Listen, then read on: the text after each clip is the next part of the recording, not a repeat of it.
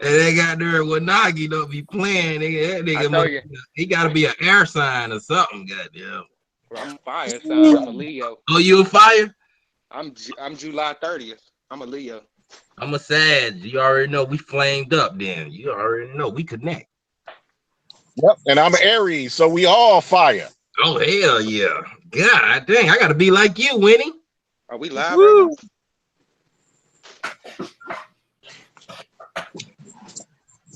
Not yet, probably soon.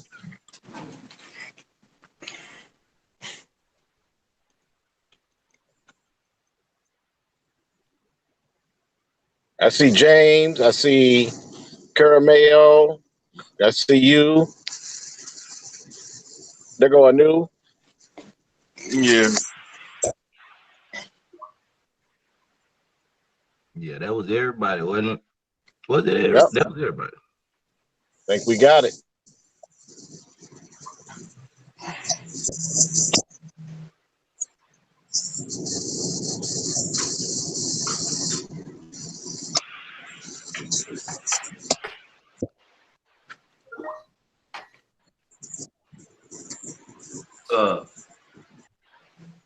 What's up? Yeah, this gonna be heavyweight, man. Breaking this down. This is heavyweight. Yes. I got some questions for James Flames too. Yeah, we gotta get James to open up. So I got Anu and James in the same place. I know. Dude, let's get it. I was waiting on James, man. Good in every hood.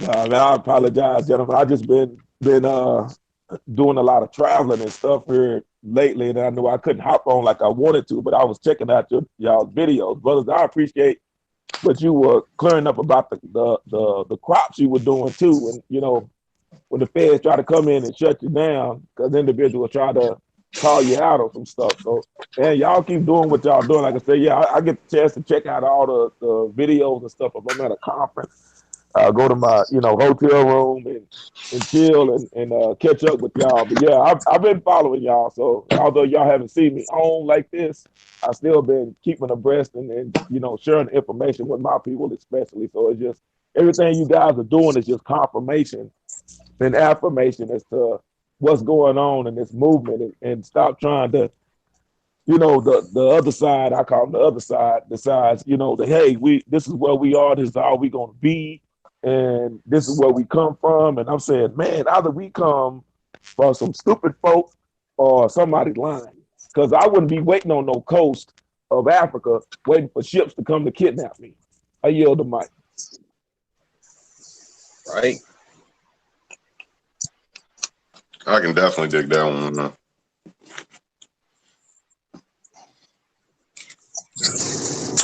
Hey, I'm getting ready to drop some fire, man, on my channel probably later tonight, man, about this birth certificate. I got some more info, bro.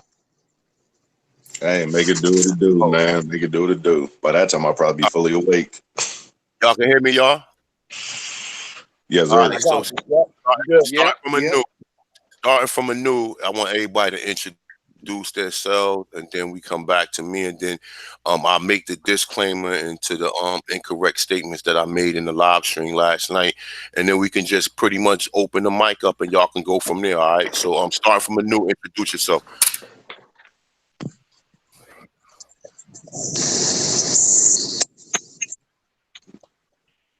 Y'all still hear me? Yeah, we can.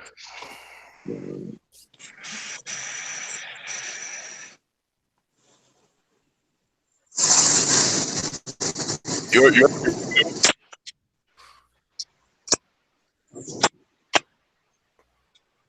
right. Well, I don't know if I can hear it. Yeah, I can't hear. Yeah. All right. Well, we got the brother Anu in the house, and when he get his audio straight, he can come in and pretty much speak for himself though. But we're gonna move on to James Flames. James Flames, go ahead. You can start. And then Jag, then Cormeo, then the brother, and then everybody else going. All right. Greetings. This is James Flames, aka Doodoo Brown, aka Doodoo Vision. Man, I've been listening to you, brother, and man, I'm glad to be able to get this bill together. I'm looking forward to it. And appreciate you, A1, for opening up your platform. And to all the brothers, man, keep doing what y'all doing, because what we're doing collectively is more powerful than us doing it individually. I yield the mic.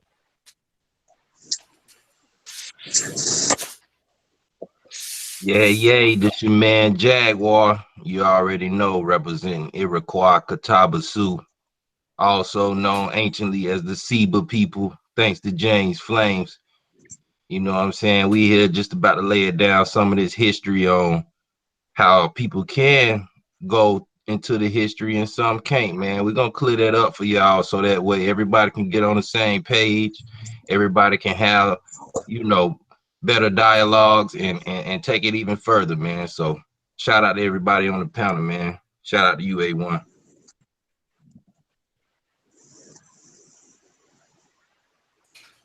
Hey, what's going on? This is your boy Winnepican, the elder. Y'all know me as, a lot of y'all might know me as Triple. You know, A1, I appreciate the chance to be able to talk with the brothers, to be able to build up. And, you know, I'm representing Sue here. So all the wolves, we ready to go. We ready to grow.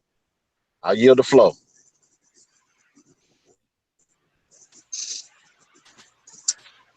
Yeah, this your boy Wanagi, aka Ghost, repping Saponi Katasu, Wolfland. Give a big shout out to A1.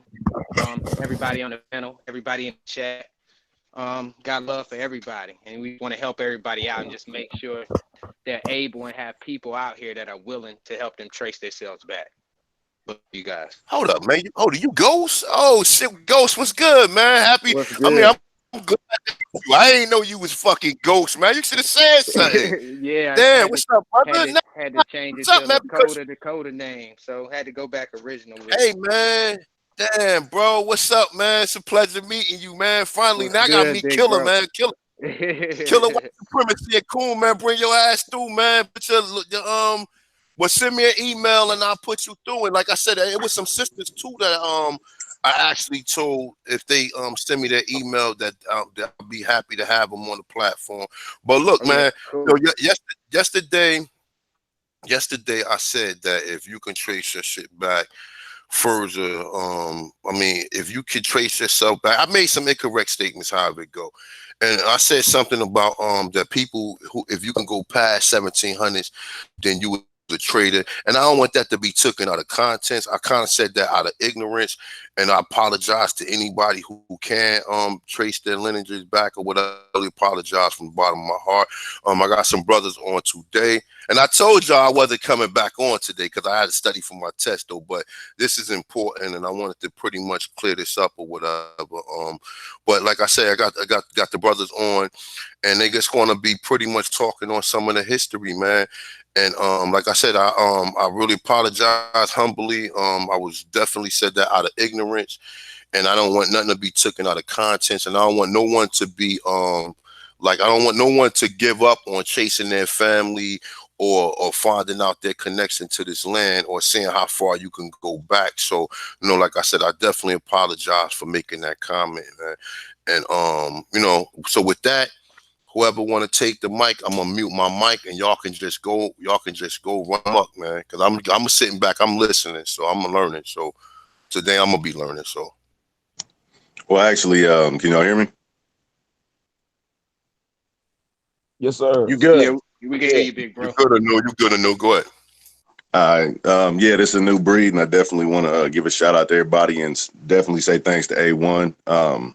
It really does take a big man and a great man to be able to sit back and have us on here and, you know, kind of withdraw the statement, man. Much respect. Much respect. I definitely have to give you a shout out on that one, man. It takes a great man to do that. So Listen, let me tell you, this is how I look. I'm a real dude, man. I done been in real life situations. I done been You know what I'm saying? In a lot of situations. So, that's why I say, man, like anybody who have any problems with anything I say, if I could be stand corrected, just reach out to me. I ain't got no problem with, like I said, I go back and I apologize. I have no problem with apologizing. I don't have no ego. I don't let all that shit go. I let all the egos, I let all that stuff go. All the stuff that basically people can't get past. You know what I'm saying? I've been working on my lower self, you know what I'm saying? Been trying to eliminate. Yeah, I curse like a damn seller, but guess what though? I'm still humble. I still could be standing to be corrected. I do not know everything. I'm still learning. So at the end of the day, man, when brothers come on and they say, oh, you was wrong about that, I ain't got no problem with it. You understand what I'm saying? I got no problem with it, because you gotta, you know what I'm saying? You have to be stand. You have to be able to be teachable. If you're not teachable, then you reach your element to where you know everything. Then you ain't going. Then that's it. So with that being said, I'm gonna mute the mic.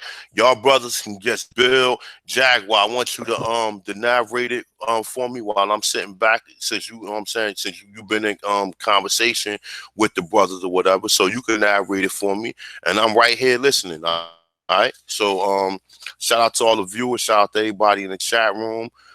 So this is what it is: linking yourself to history, connecting yourself to a tribe. So I'm gonna mute the mic. Go ahead, fellas.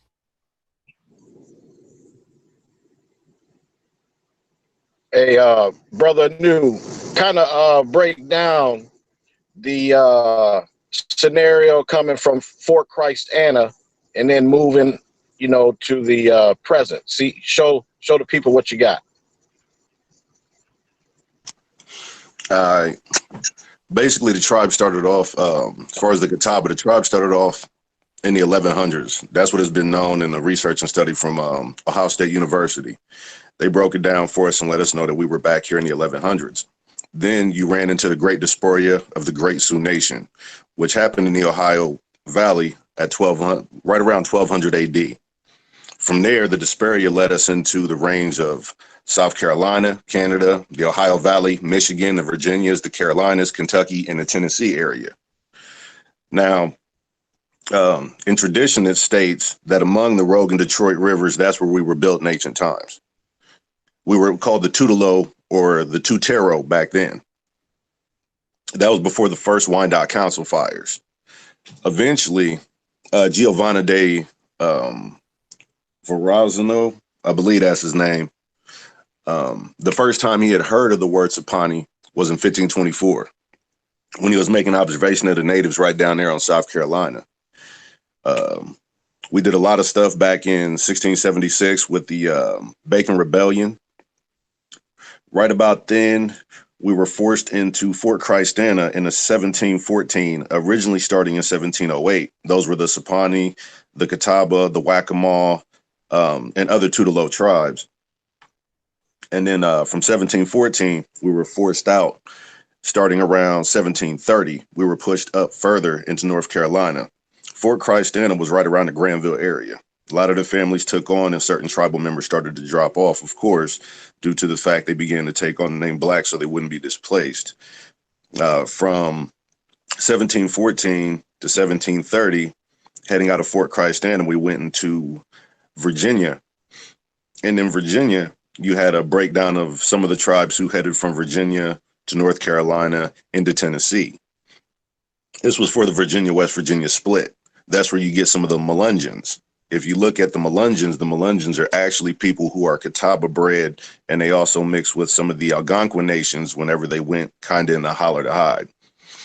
From there, we moved up into Tennessee and Kentucky, and we joined forces with the tribes that were already there, starting the Catawba Confederation. That was with the Occaneechees, the Pamunkeys, the Occaneechi, the Pamunkey, the Lumbee, and other Sioux nations, and some of the Iroquois nations from the Six Nations actually ended up helping us out there. From there, we headed back up into Virginia to Tennessee, Tennessee to Ohio, and a lot of us settled in the Ohio area right around 1813, but they were pressing out all Indians up here in Ohio. They had a removal act pretty much of their own between 1813 and 1830. They pushed a lot of the Catawba out, so we had to take on the name Blackfoot. That's where a lot of people like don't know the name Blackfoot exists. But during the move, some of the members from the Catawba tribes who got left got pushed out and got pushed further west into Georgia, Oklahoma, Mississippi, Louisiana, and if I remember, the Dakotas. And that was after the Indian Removal Act. During the Trail of Tears, those who came up in the Trail of Tears, not all of them were Cherokee. Actually, a lot of them were Catawba, Sapani, Waccamaw, Lumbee, just tribes from the eastern seaboard. The easiest way to put them together was to bring them together, and you set them down as one name, so you didn't have to distinguish each one of each tribe. So they declared them all Cherokee, which the actual word Cherokee means of many tongues. So the people couldn't really, those who couldn't understand each other from the Iroquois nations, the Algonquin nations, and the Sioux nations were all put together in one. And when they were pushed north, you didn't have to actually break them apart and be able to figure out what tribe they were from. So you consolidated them all into one tribe and forced them north.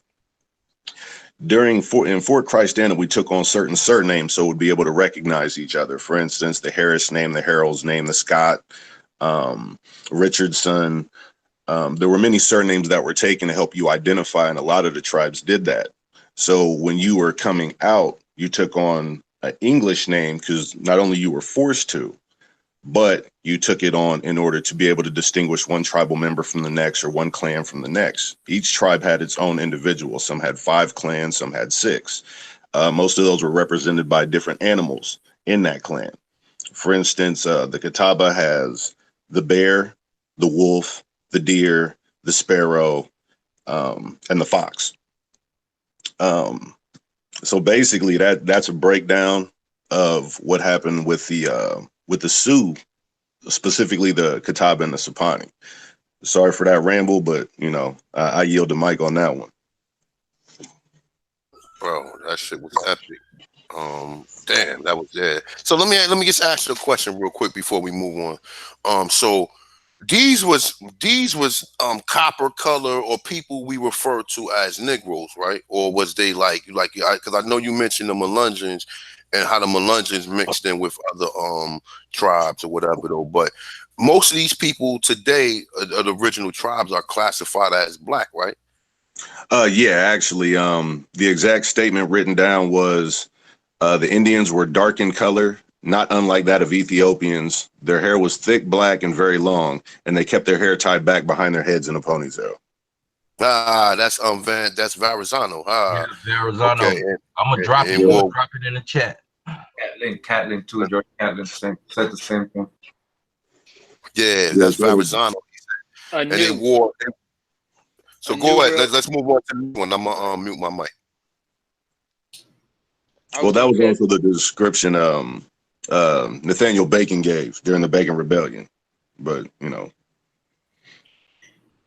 So yeah, man. Your people go back to the Bacon Rebellion in Virginia. Oh yeah. We fought in the Bacon Rebellion, man. We were actually one of the heavier contributing tribes. Us, the Powhatans. You got to remember, the losers don't tell the story. So a lot of the time, some of these tribes got left out. The Catawba were the warriors of the water. That's what the word Catawba actually, it means the river people. So we stayed down the Mississippi, Ohio River all the way down, and we fought on the edge of the water at the Eastern Gate. But that's a little further out. And copper people say they can't swim. Funny. And let me add this. Let me add this, A1 and everybody. We're fortunate enough to be able to see this stuff has been written about by the chief, Richard L. Haythcock. I believe, now I knew you could correct me, but I know I saw some writings in the Library of Congress from going back into the 90s. And I'm sure he probably was putting it in the 80s as well. And he what started it did was it did 74. Yeah, he's been doing this since the 60s. There you go. See, and so that's why we can figure out all these names all these surnames and we can figure it out, who was there and who's what. So That's where we start to figure this out. let's say this though. Let's explain how Chief actually looks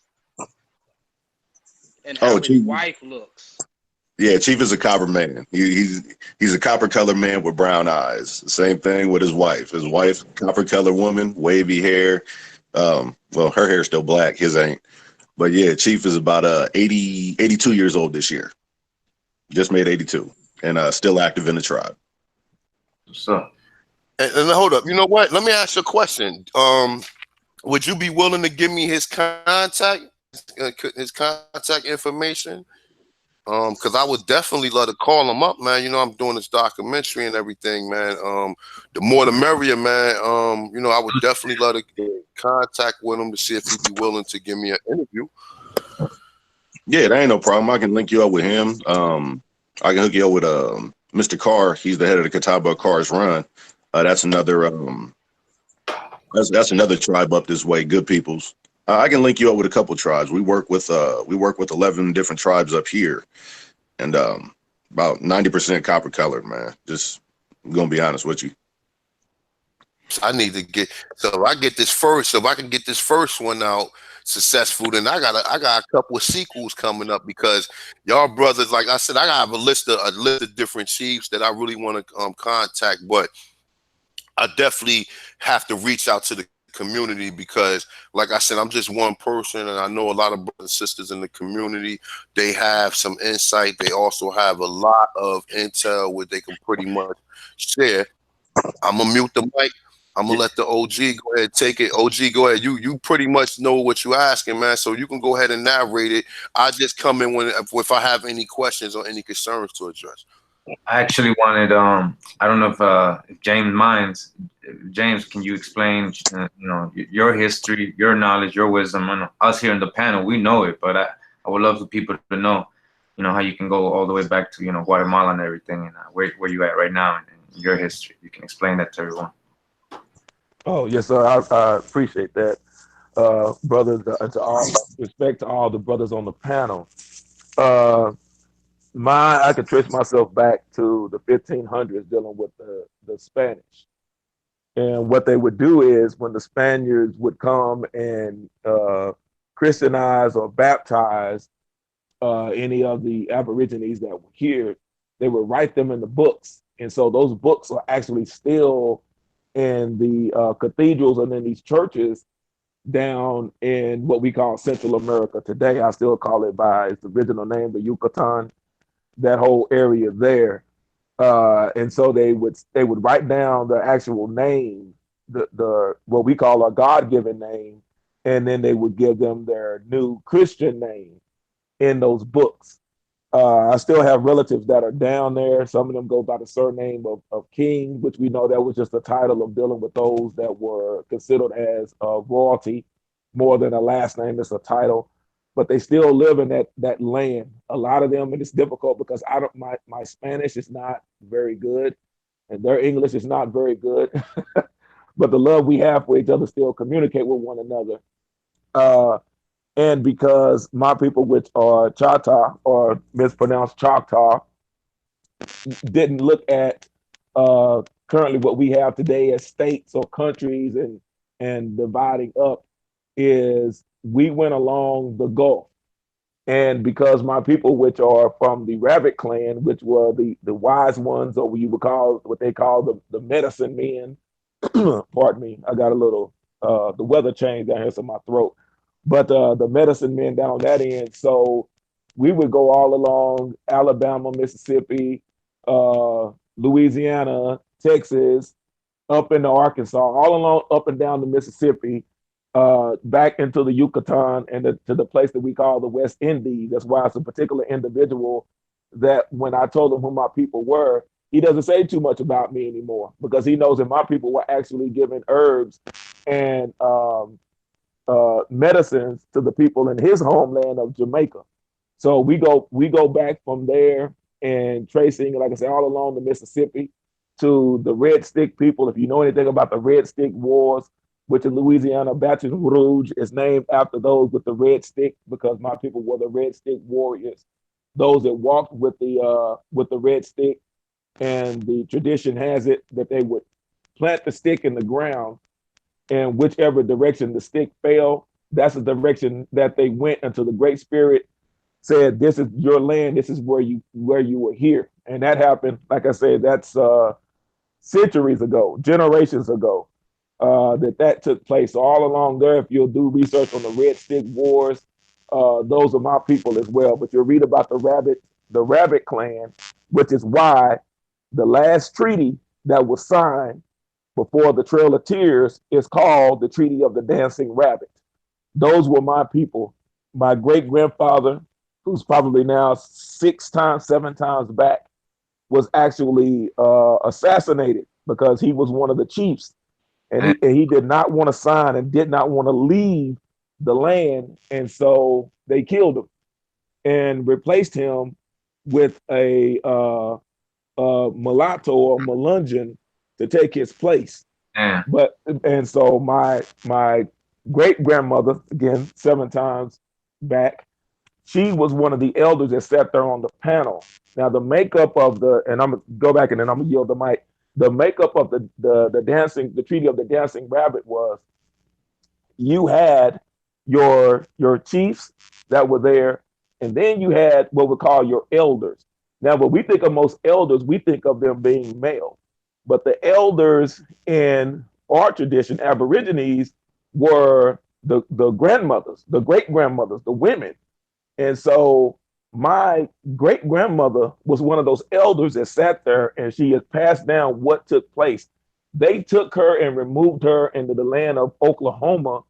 And so that branch and some of her children, the younger children, went with her until the reservation of Oklahoma.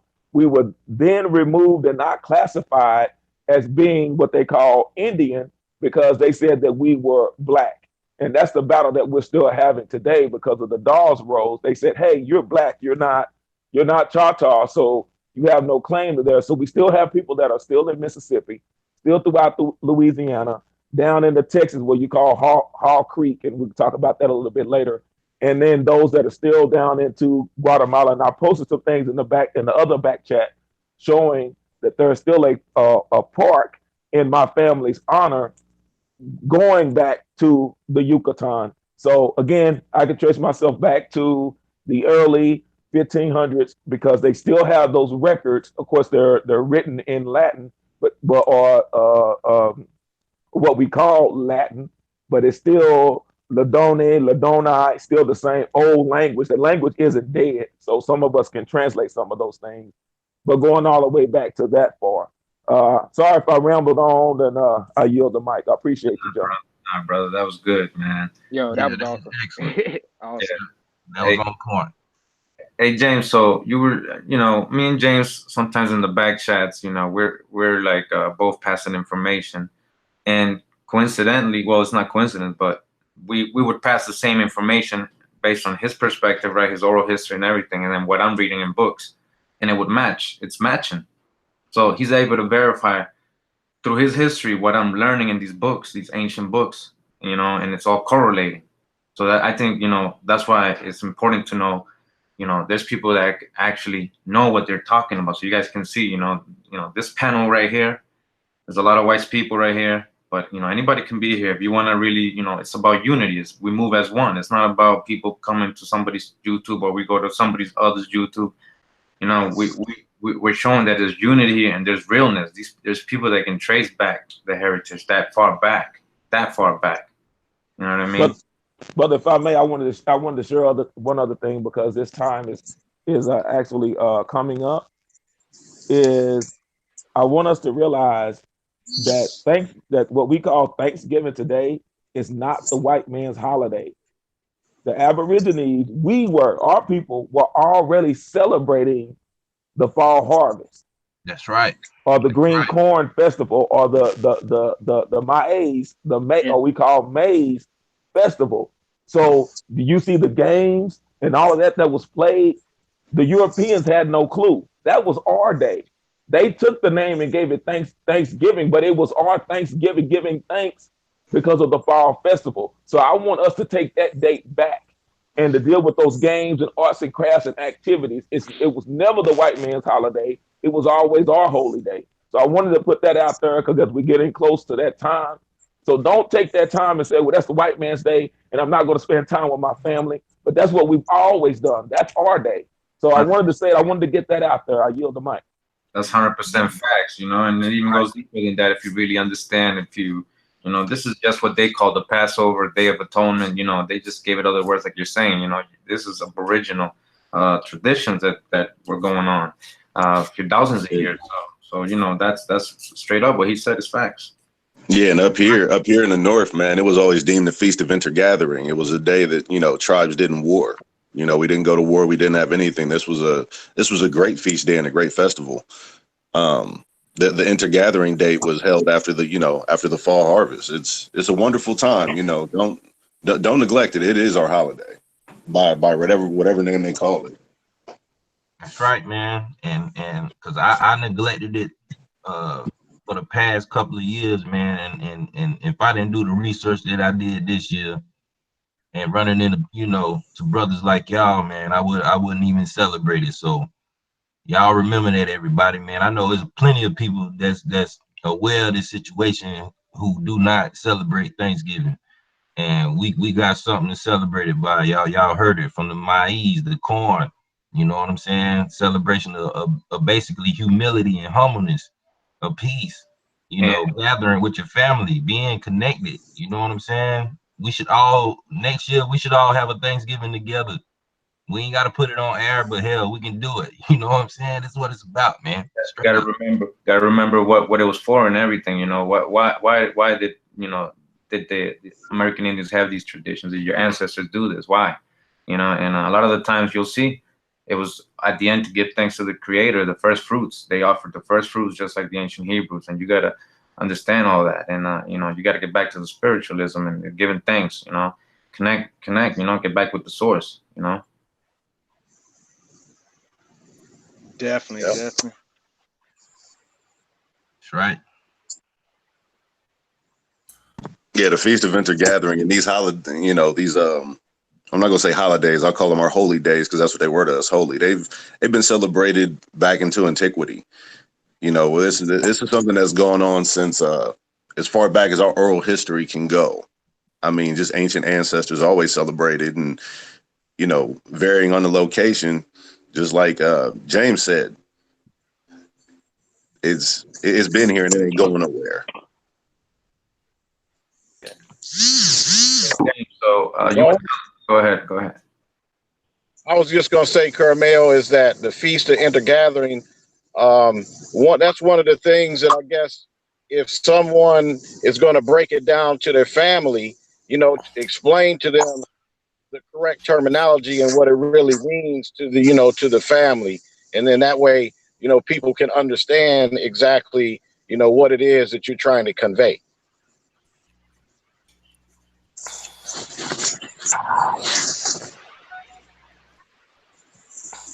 Yeah, see, that's the key, brother, is making sure that we know, instead of saying, hey, I don't do that, is saying, okay, well, what made these Europeans start to acknowledge or recognize this particular time of year? Because again, they had none of those customs. They had none of that. It wouldn't be without us. There would have been no survival. And a little later on, if y'all will give me some liberty, I'll go all the way back and show how some of my people who were not Irish but have Irish surnames, and this gets back to the Choctaw. And without us, there would be no Irish because the famine that was in the land. So we could, you know, I want to get into the potato and all these other crops that are, you know, that are indigenous to this land, not anywhere else. That was shipped out. That it was the Choctaw that if it were not for us, the Irish would have been wiped off the planet. So, and what they call the Irish potato is our potato. That's how they were able to live. And those in the South, if anyone knows about NASCAR and where it originated from moonshine runs. And so that dealt with the corn and the potatoes, the fermented corn, the fermented potatoes, and putting in there and putting a little sugar in there. And like I said, I'm from the South. I'm country, so I know how to do all that. Dealing with the But build on moonshine. that. You hear me? Build on that though. Build So on that if you can. You said NASCAR started from these. I know all of the games that these Europeans rock with today. It started off from the games that we was playing. It's like I found out about stick dice and how they used to put the numbers on the stick and then roll the stick, and then whatever side the stick land on, it will be, you will have to do whatever the game requires. But you just said something about NASCAR started from what? Say that, James. Elaborate on that a little bit. From moonshine runs, because what they don't tell you is that, and I use the terminology and I call them this, is Whitey Ford, is that we showed them that if you put that fermented alcohol in the engine, it makes it run faster, because they were trying to get away from the sheriffs. So that's how NASCAR started. It was driving through the country roads, putting it in there, and it makes it take off. Even today, when you look on there, when you go get gas and you read all of the ingredients and stuff, it'll show you alcohol, but not like the rubbing alcohol that we use. It was stemmed from the fermented potatoes, the fermented maize or corn, and that's what that was your moonshine. They had the buck too, the fruit that just like they man. I don't know. Yes, sir. You let it ferment, and it will get you lit. That's right. So you talking about like hoots? You talking about hoots? They make that in jail. Hoots. Yeah. Yes, sir. But this is a lot stronger, man. And I know James knows. James, the burn test. If it burns clear blue or if it burns yellow. Yes. When you get that white light in and it burn clear, man, you ain't never seen the car do nothing like that before. That's why they had that white light. If you Google that an old song, "White Light," that's what they're talking about. It's that moonshine. Yep. Okay, check this out. If you telling us that we got NASCAR, so let's say this. Can we go even further? What about that flag? What does that flag? Is that flag really offensive to us, or is that some part of us? Oh, what's the rebel flag? Yeah, it was a part of us, and that's what they use. Because I can give, for example, and I can get what Brother A1 was mentioning earlier, that the flag was used as to galvanize those of us Aborigines that were still in the South, because you'll find out that a lot of us that are classified as Negro and Black actually fought for the Confederacy, and the deal is because of what happened with Thomas Jefferson and especially Andrew Jackson. We got Andrew. Everybody talks about Hitler and everybody else and our current president. None of them can hold a torch to what Andrew Jackson did. And so a lot of us fought for the Confederacy because Andrew Jackson, because he started the Trail of Tears. That was his deal when he was a general. He hated us to every fiber of his being. And so the whites that were down here in this area were saying, hey, we need to galvanize all the people to fight against the U.S., to fight against the northern states. So that's why if you see a lot of your relatives, you trace back like, man, they were traitors. They fought for the Confederacy. It's more complicated than that. The Confederate States, but they lie anyway, but they were saying, hey, if you fight for us, we'll leave you alone and we'll give that's your land. We know what the U.S. is trying to do. We know what Andrew Jackson did with the Trail of Tears. So everyone that was pushed on reservations can now come back home if you fight with us. So that's why a lot of us fought for the Confederacy. And that flag was actually the unification of nations within a nation. So real quick, James. Real quick, I wanted to just hold that thought. So real quick, so are you telling me, so look, so the people who basically submitted, because I know that all of the people did not leave the South and went on the Trail of Tears. And I do know that it was a large majority of, pretty much most of the people who left from the South was all Negroes. What I'm saying is this, the ones who stayed behind, what was their dealings to stay behind and not go on the reservations? Because the white folk were saying that's your land and we're going to leave you alone. So if you talk to a lot of elders, they'll say the white people had their thing over there and they had their little surplus store or whatever, and we lived off the land. But then you had the next generations that, as my grandmother used to say, they saw the city light and wanted to move into the big city. Because we were not in the city. We were out there and we were on the farms because we were people of the land. And the white people lived in the city. And so you had that generation that came and like, oh, they living better than us. They have electricity and we don't, blah, blah, blah.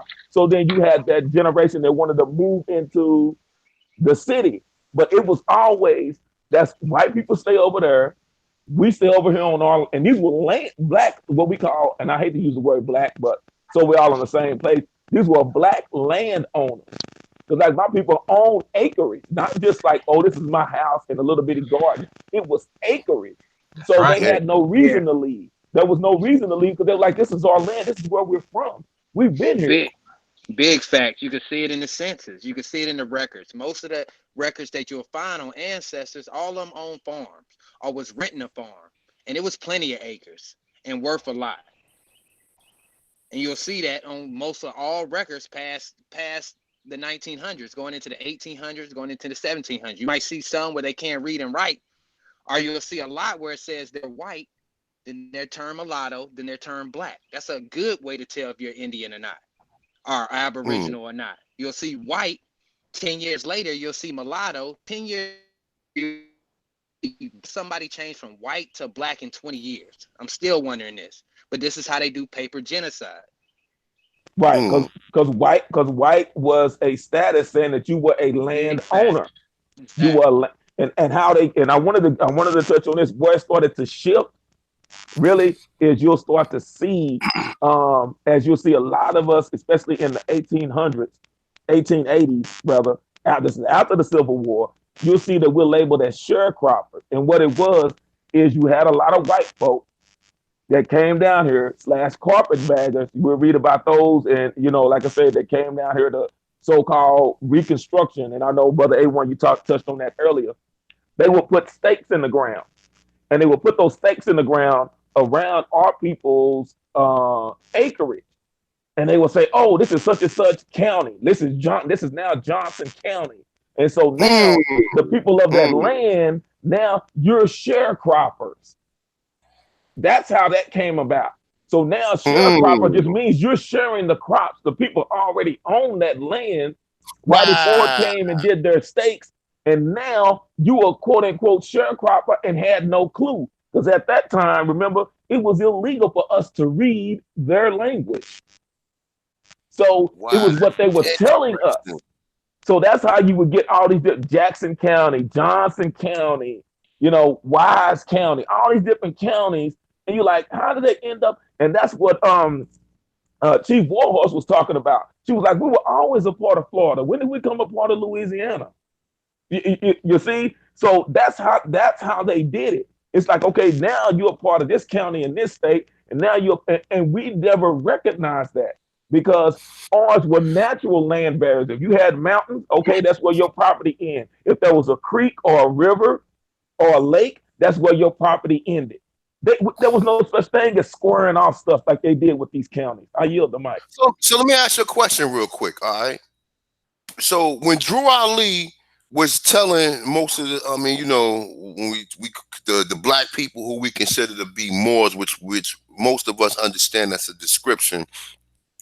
But when Drew Ali be telling people that your status is white, we know black is a status and white is a status.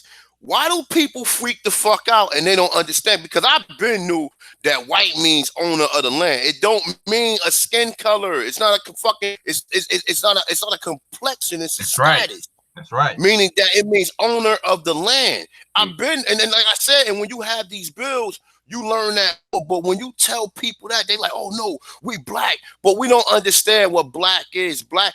So look, let me ask you a question on the panel. So black actually means that you've been stripped of your indigenous rights. Am I right? You've been blotted out. You've been totally blotted out. From you. Role reversal. So actually, you know what though, Brother A1?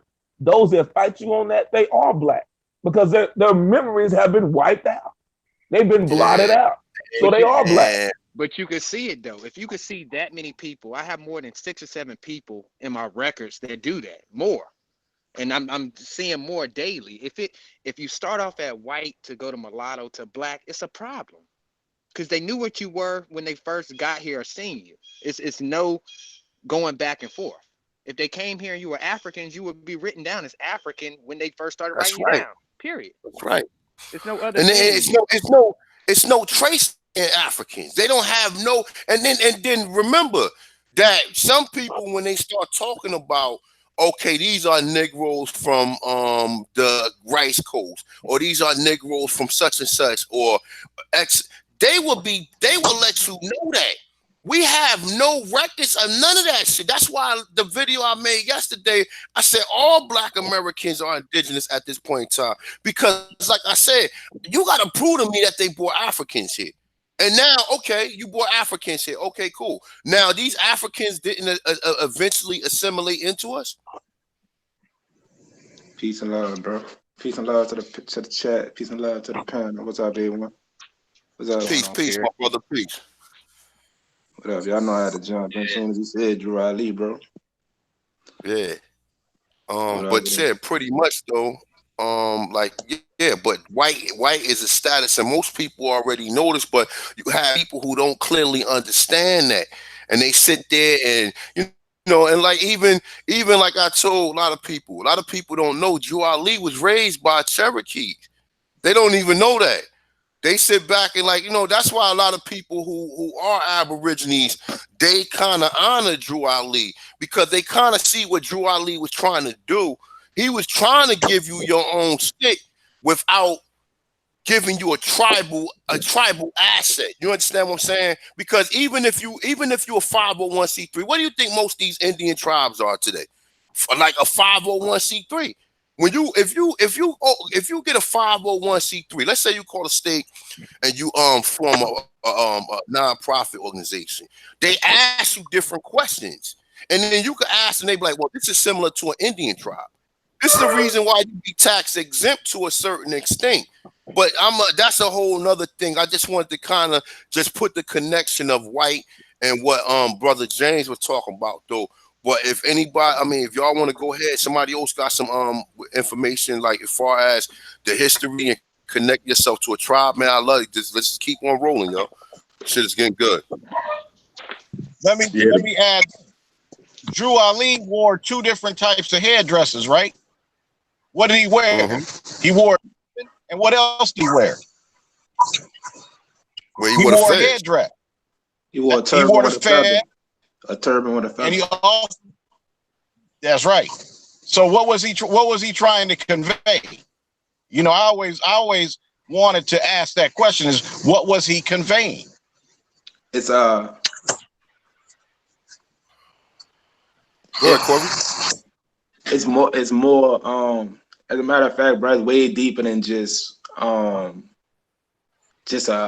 Aboriginal thing like that. That's way deeper. Like the thing Drew Ali was bringing to the table was like when he said our truest state, it's a whole different thing. When he's talking about teaching you to be yourself, he's talking about yourself, your spiritual man, getting closer to your spiritual man. They don't even have anything to do with, we teach civics. Yeah, we teach civics, but the first thing is realigning yourself with the higher power.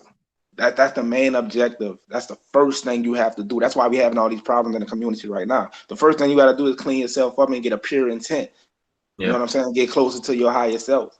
And then once you move in like that, then you can unite. Those 3 symbols at the top of the bylaws and the Constitution, that star and crescent, that's the first sign. That symbolizes salvation. That means save yourself. That what selfish means. First, you got to save yourself. First, you got to clean yourself up. The second one is the eye. The eye symbolizes Allah. Get you back to the highest plane. Get you back in line with God. Whoever you call him. It's just a name. Whatever you call it. The higher power. That's what you're getting closer to. Then it's unity. Unity is the last one. Not saying it's the least important, but then you have to get on the same page first. Then it's unity. That's why we having these problems right now over petty stuff, ego. emotions, misunderstandings, little simple stuff. But that's what drew our lead. But without going, into detail, that's the basis of it. I yield the floor. Yeah, straight up. So we just need a lot of respect and unity, really, and understanding of each other's, where our backgrounds and stuff. And we got to move forward. We can't just be like, subliminal or coming out at people or anything like that. I know nobody here really does that. But I'm talking about in general. And be direct. If you got something with somebody, go to them, ask them yourself. Hey, what did you mean by this? What did you learn from each other, man? We gotta all listen. We all learning. We're all students always. So yeah, man. That's right. And there shouldn't be no egos involved. See, a lot of people, they got egos. That's that lower self. But when you alleviate that, like I said, I've been stripped of all that a long time ago. I'm still trying to, like, trying to defeat the lower self altogether. You know what I'm saying? We could say the lower self in different aspects of life. A lot of these things are pretty much, are things that we can relate to. But even when we have these egos, when we have these certain conflicts with one another or whatever, like, the best thing to do is not knock nobody for trying. The best thing you can do is just go to that person and say, damn, well, what was you thinking when you did this? And what did you mean by when you did this? As opposed to just saying, oh, well, you did this, but I would have did it this way. Like, nah, myself, sometimes I catch myself doing that, but it's not in a belligerent or hateful intent.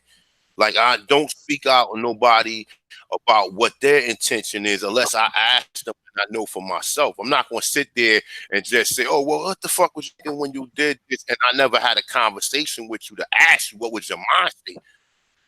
So it's a lot, man. It's definitely a lot with this, man. It's a lot of different. We have a lot of different a lot of different egos, not a lot of different egos, but we have a lot of different opinions, a lot of different cultures. A lot of these cultures are clashing, a lot of these cultures are coming to the forefront, and we just got to respect each other as individuals.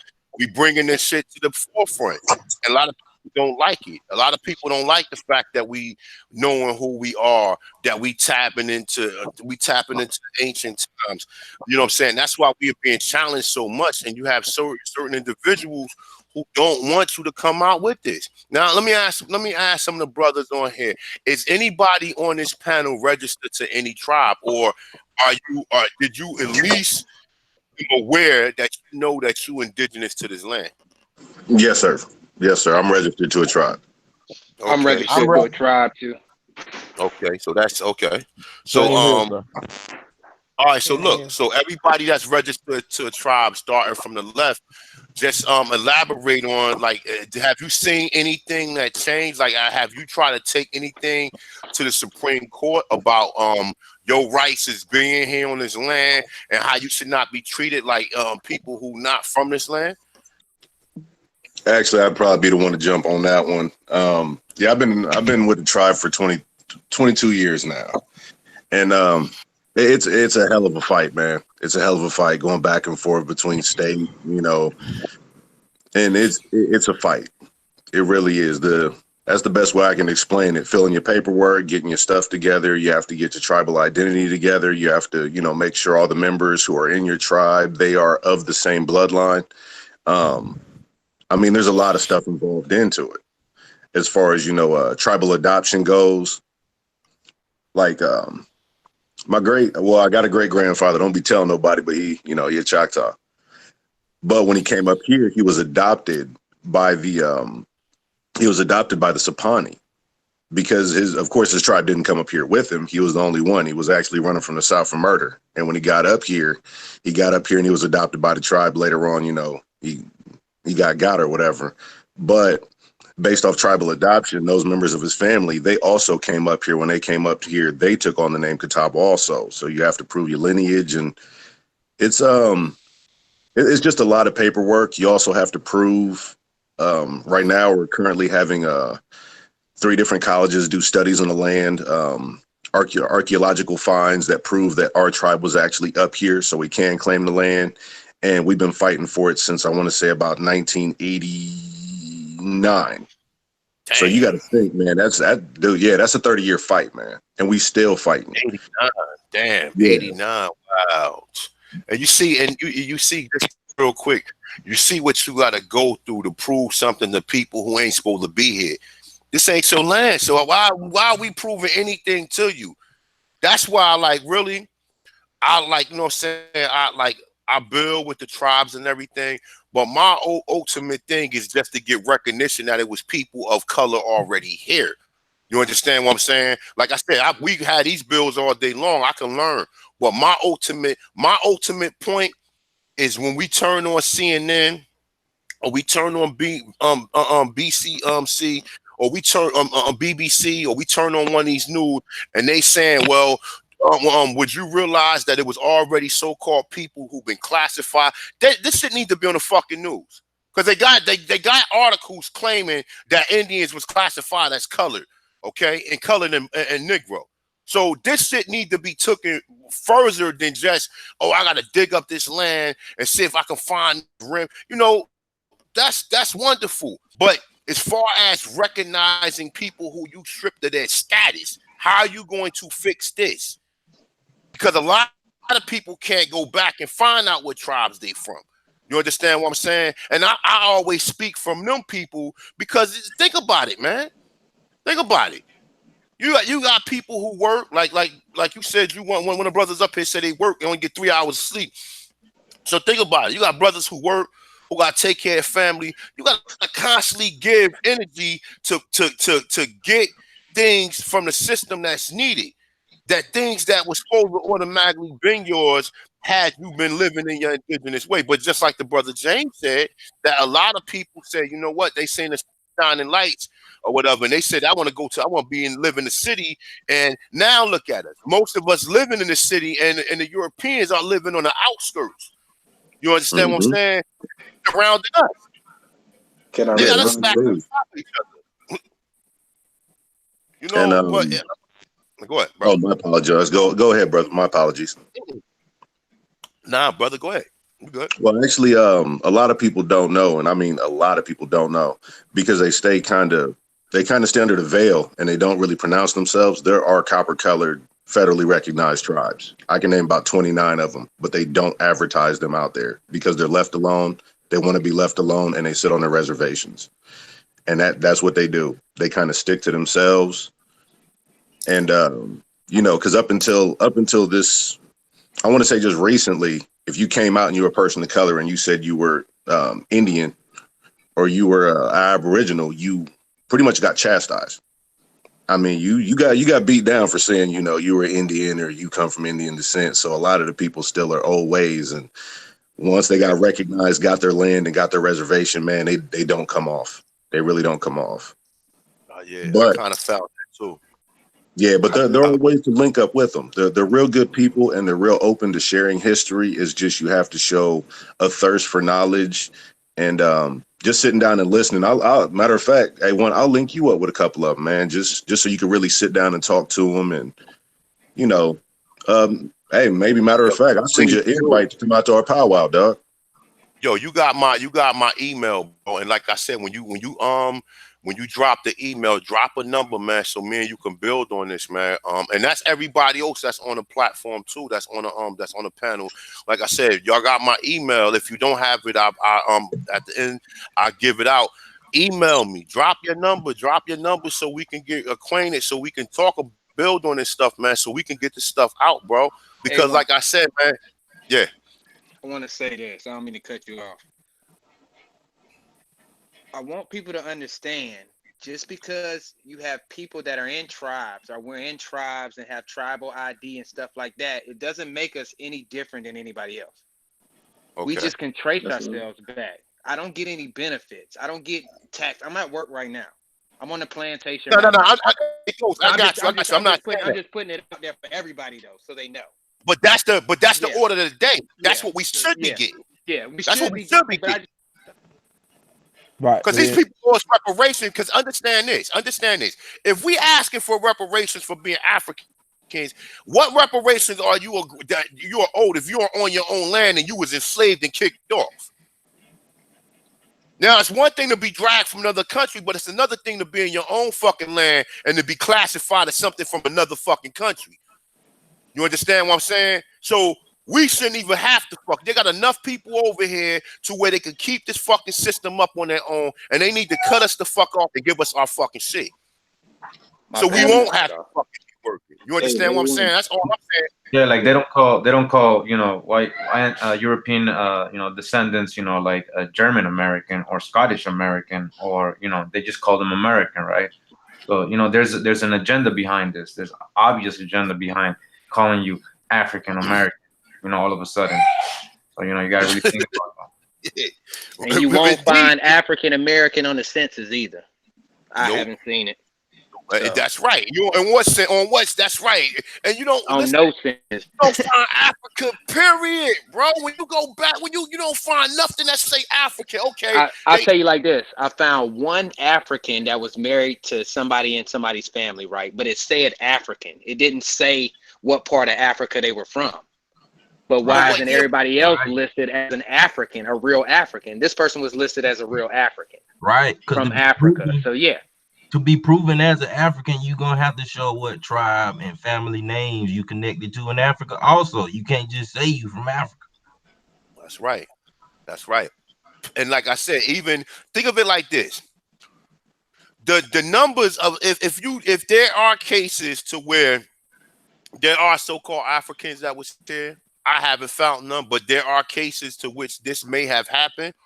They already then assimilated into us. So unless you go back in the 1700s or the 1800s, you might find somebody who was an African who you can prove. Now you can't. Now you can't. Now you can say, well, even you could, that person then assimilated into the Aborigine people through so many fucking generations, man. You understand what I'm saying? So what I'm saying, Ghost, is that if you ain't got no special, and I'm not understand what I'm saying. Understand what? Let me just say this too, right? The brothers and sisters who can't claim who they are, all they got to prove that they was on a certain land and they was enslaved. We know Indians occurred, so definitely compensated, bro. You should definitely be compensated, and because you've been stripped of your culture and stripped of every motherfucking thing, you should be able to go back and say, all right, well, look, my family was in this region, so I connect myself back to at least one of these tribes should be willing to adopt me if that's what you want. And that's the main reason we preach genealogy most of the time. We're not saying that's the only step. It's one of the steps though. If you can tie back a couple of your family members back, but you have to search and look. If you don't look, what's the point of even doing this? Or what's the point of saying feathers up in the chat or this, that, and the third? It's like people need to start researching themselves. You want to know who your family members are. It's a reason I put up the Henderson rolls on my page. It wasn't to show you that you are Cherokee. Everybody's name is on that page. It's to show you that they listed everybody together. And you need to trace harder than what they're giving you. Period. So would you agree? So would you agree that you need awareness for the people? Like now, we all at this point in time, we all at advanced stages of this shit. But what about the individual who think right today that I encounter when I do interview somebody? Because I interview at least 4 or 5 people every day. I'm gonna interview somebody today that's gonna say African American, and that person don't know nothing.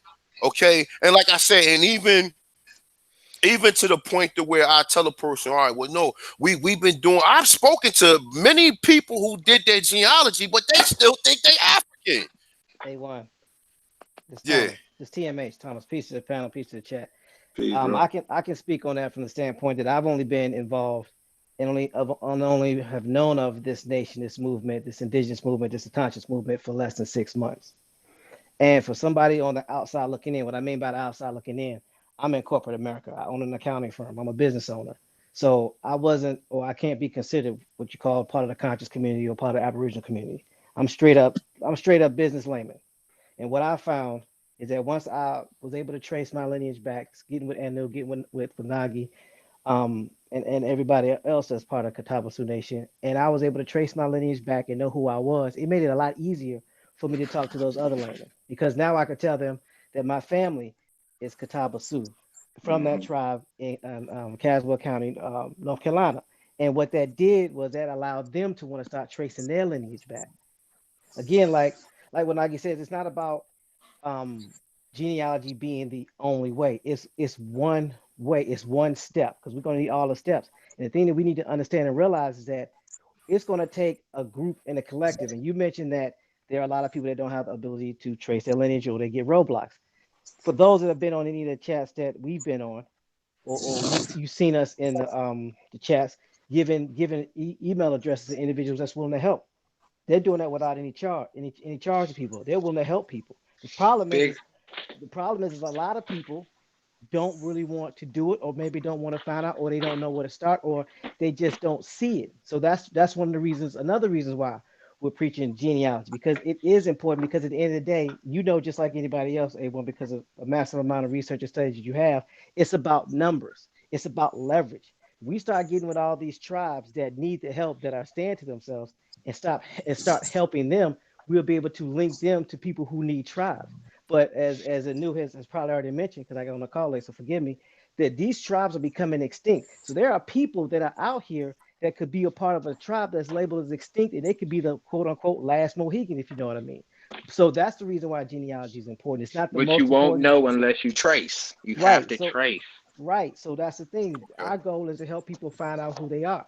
And at the end of the day, I understand people don't have time, but this is one thing I do know. I've been in business for over 25 years. I've been teaching for over 25 years. People make time for what they want to make time for. At the end of the day, they make time for what they want to make time for. So if they're really serious about this, and this is coming from somebody that not only ran an accounting firm, but I worked a full-time job, ran an accounting firm, raised 3 children, and was a part of a mentoring program, and probably slept like 2 hours a day. So if anybody talk about what they ain't got time for, I challenge them to look at my calendar. So people make time for what they want to make time for, and that's not an indictment on people. It's just some people, as you've mentioned, they're just comfortable. So we have to continue to, you have to continue to do what you do with the pictures, because that wakes them up, and we have to continue to do what we do to let them know about the genealogy, because that all links up. Without each other, we don't have anything. Because what's happening? That's right. They're waiting for us to continue to be divided. They're waiting for these tribes to continue to die off so they can go back and reclaim that land. So I said that, and I just relinquish the mic. Sorry for being long-winded. And you know what? Just to really expound on that, you're right about that, because, like I said, the observation is the most important part when you do the scientific method. The observation, you form a hypothesis, but like you said, even you can do the experiment first if you just curious about finding out who you are and checking your genealogy and going back. Yeah, that you can do that, but you have to know at least who you are to begin with. You know what I'm saying? So you got to have some sense of who you are, because if you being told by the damn government that you're a damn African, and you do the genealogy, these DNA companies is getting rich off of people ignorance, man.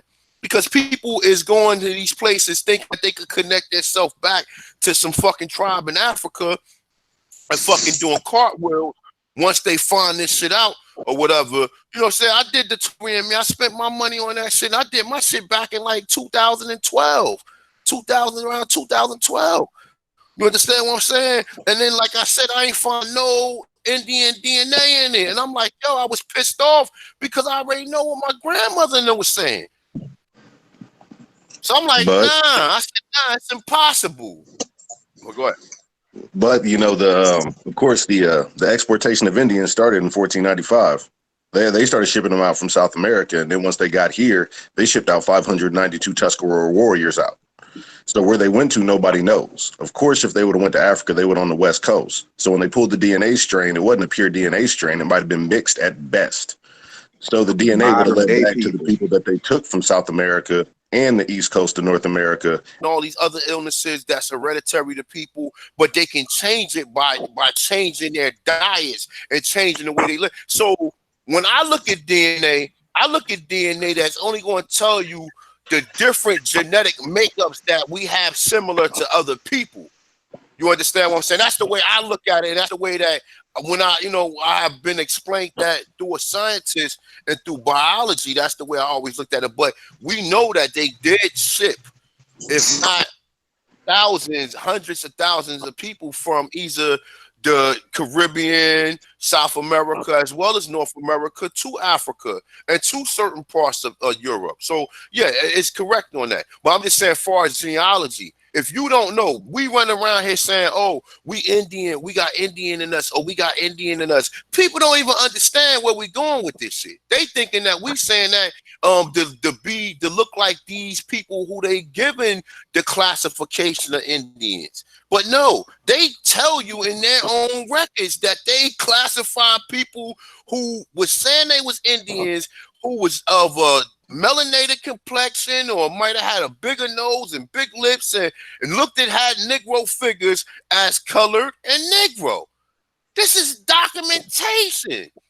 You understand what I'm saying? So when you start seeing them documentation, and that, like I said, I've been in the back. I've been doing, the geology. Like I as far as I can go back, and like I said, and that's only on one side. I still got my father, mother, and I still got my father.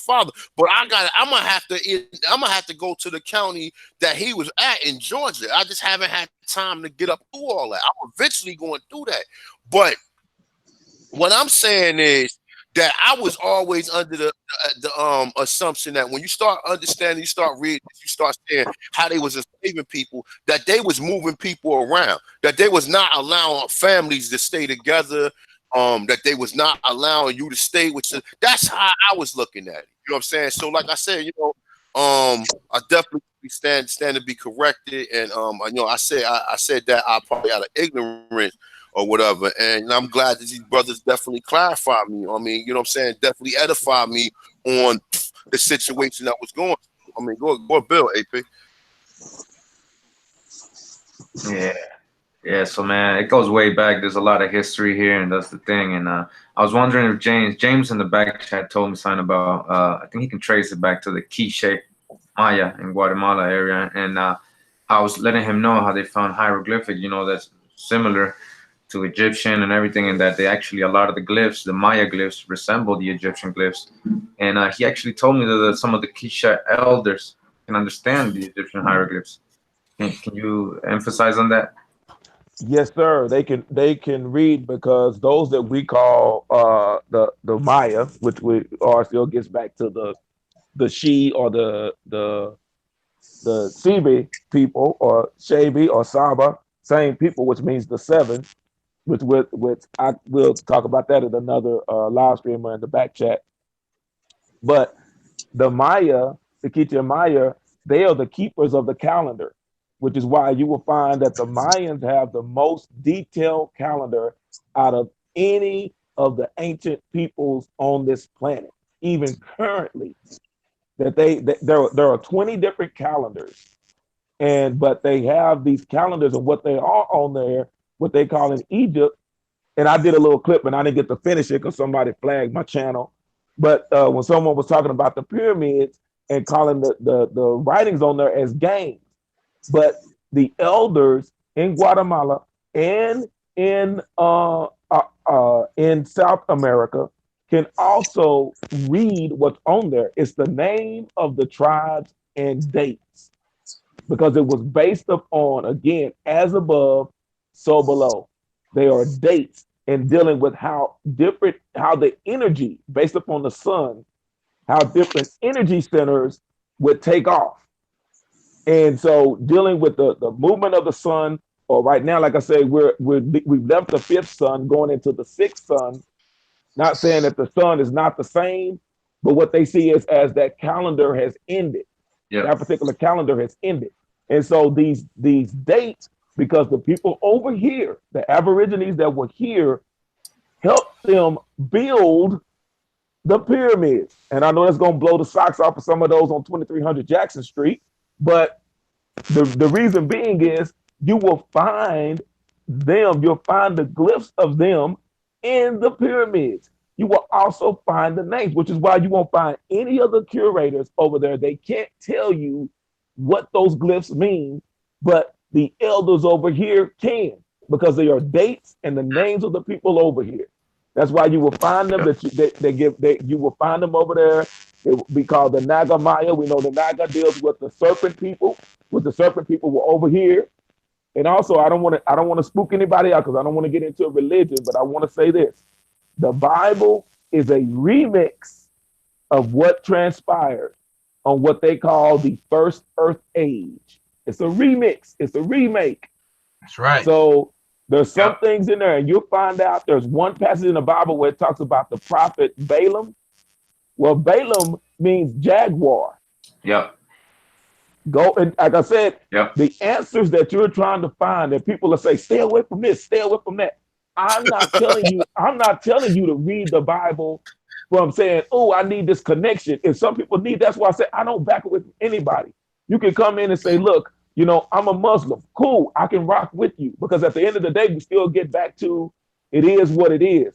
But when you understand that the prophet Balaam is the jaguar. And when you understand the jaguar was over here. So just a little something to touch on that when you understand about who these prophets were, who these keepers of the calendar were, and the times. And the time of what we know as Egypt or Kemet, their energy has passed. And that's why you find these lands, you're like, why are these lands barren now? Why did the people leave here now? Why did certain things take place? Why do things in Guatemala? Why are they buried up in the jungles all of these things? Now, I will say it was a relative of mine that did sell us out. And if you look it up, you will find out that he was called the gum maker or the gum keeper because he would get the sap from the trees when it starts talking about the discovery that they found in Guatemala. He did sell us out. And my people down there are still angry with him today because he started giving away some of the ancient secrets. So, but again, I'm sorry, I hope I answered your question, brother, but that's their dates and they're the names of the people that did it. That's why they wrote it in red ochre. And someone is saying that the red ochre started in South Africa, but that's not the case. Dealing with the red, you'll find out the same red, the red that was used over here initially. And so they used the red ochre because that was the element that was over there in that land. But they helped them build the pyramids over there. And they talk about them all the time. Even what we call is, now to be politically correct, we call it crisscross applesauce. Yeah. But back in the day, it was called sitting Indian style. That was not an Egyptian custom. That was not part of their culture. That was over here, the sitting crisscross applesauce. And the brother was talking about it in the back chat yesterday about the aligning of the chakras. With that, I yield the mic.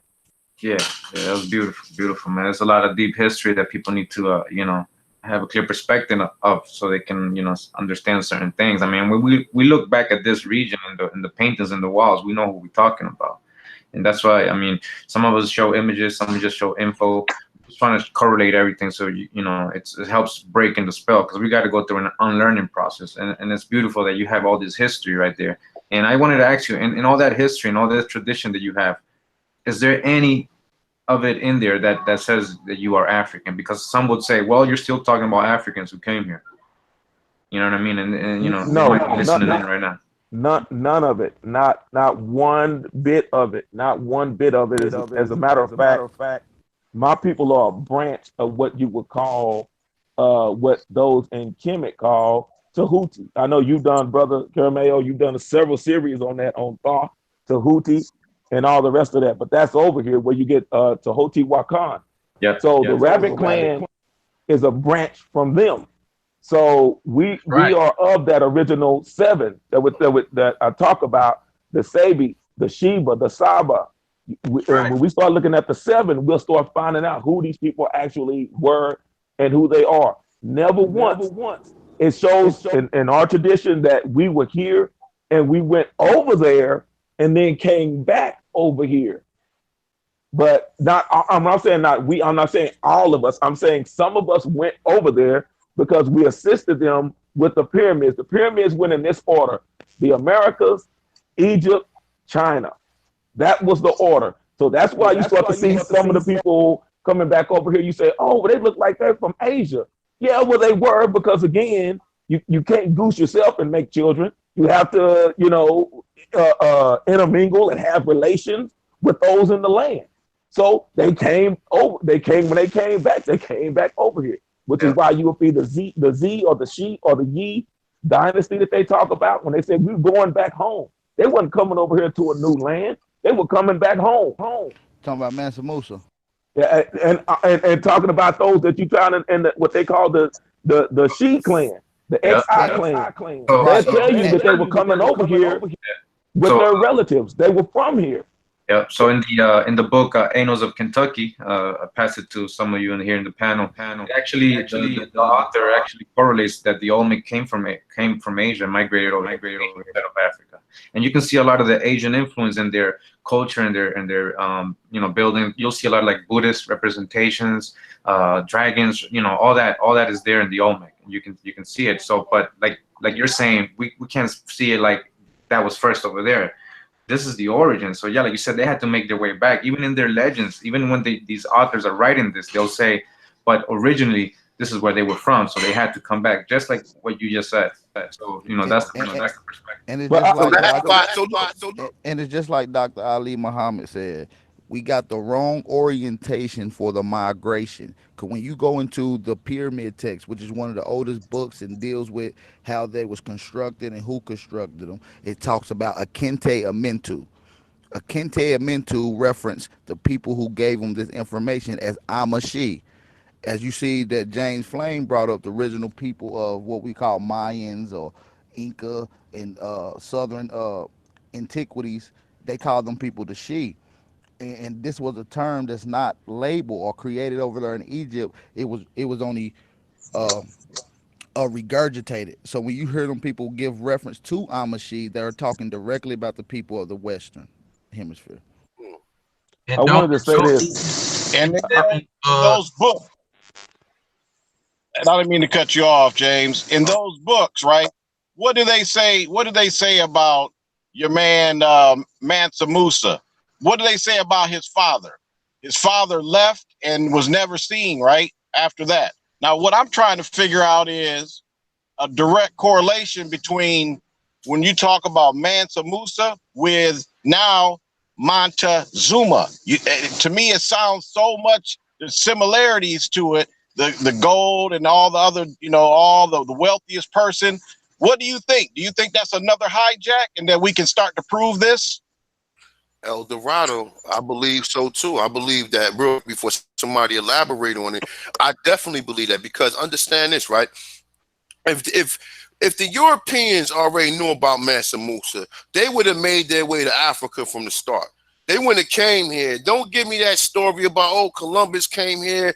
He thought he was looking for India. That's bullshit. He had people who knew exactly where. He said, "I'm going to go conquer Jerusalem," or whatever language he was saying. This is the science that I got. So he knew exactly where the fuck he was going. And then if it was a Mansa Musa, they would have already knew that the designation was to come to that land over there, not come to the land over here. Most of the gold that came from the Fort Knox, most of the gold that the Rothschilds got, most of the gold that Queen Elizabeth got came from the motherfucking Americas.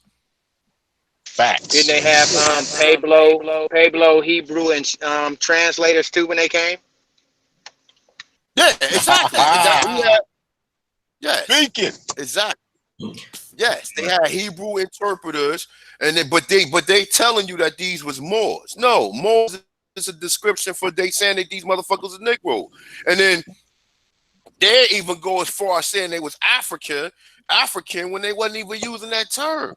The original Europeans was Negro. And then that's why a lot of people get thrown off with the history. But real quick, what Cormel said, what he said was, he said that the Olmecs came back to this land. That would make sense to why some of the Olmecs got, some of them got straight Negro features, and the other ones got these real Asian features. But then we know that when you look at the Japanese or a lot of the Chinese that live up in the mountains, these motherfuckers got nappy hair. How the fuck they got dreadlocks? So it's a lot of history that we not being told. But go ahead, AP. No, you're absolutely right, and I just want to expound on that a little bit because we're talking about migration, and when we deal with migration, we're gonna have to deal with a population bottleneck, and the only reason a population bottleneck will even happening is due to a event which caused people to leave at large numbers at a specific time. So once we get into detail, we know that something happened here in America because it's documented. We don't know what. It could have been a asteroid, it could have been a flood, it could have been famine, whatever the case may be. But people left this land to inhabit another land that wasn't inhabited and ran into other people who was living at a certain land masses.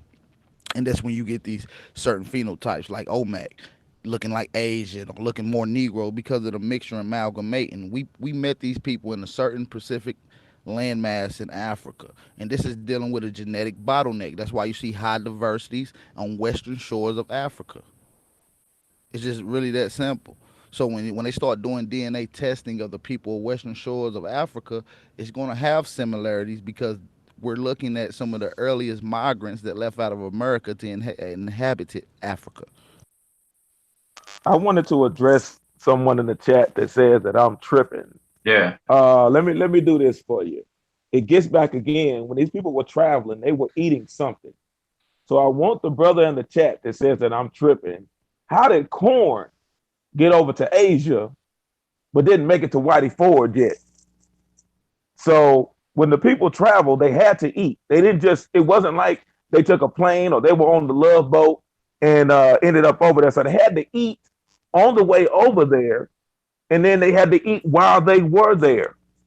So to the brother that says that I'm tripping in the chat and I have no clue as to what I'm talking about, I want him to elaborate or explain how you will find maize or corn all throughout Asia, all throughout India, all into parts of Africa that we call Kemet, Egypt, all in that area, but hadn't made it into Europe yet, even got so far as into Turkey.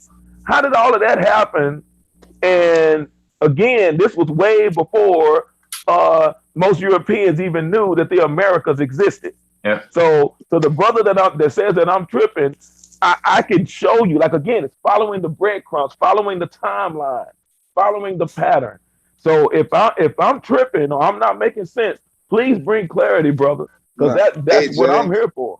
Bring it to me. He's speaking on the fact that you're coming out of the Bible. They kind of butthurt about religion. That's people that just refute any type of thing that comes out of the Bible. But the thing is, people don't understand is religion, Bible, Quran. Religion is not the same thing as church. Church is not the same thing as Christianity. As a passage Durali said is we giving back the church. Don't throw away your Bible. It's truth in all those doctrines, but you gotta eat the meat and spit out the bones. Well, the you word be able to decipher, discernment. The word for church really is congregate, and that means unite. Get together, and that's what we're doing. We do unite, we do congregate, and it's true. You got to really study into the words and stuff. And it's not about religion; it's about more spiritualism. And the American natives were very spiritual people. You guys can't, just not apart. It's not separated. So you got to get back into your spiritualism. Once you do that, you stop all that hate. You always stop trying to carry that bad energy everywhere you go, and always trying to be the opposition everywhere you go. You know what I mean? If you just open your mind and look at the information that we're presenting, because it's obvious that you don't see it and you don't want to bother even looking at it or address it, but you're always babbling about the same thing.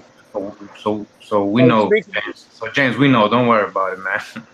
Hey, speaking of that, check this out. Address the issue where just coming up on back chat segment, Rock. Drop your email. I'm gonna drop you a link to come in the back chat. You can chop it up.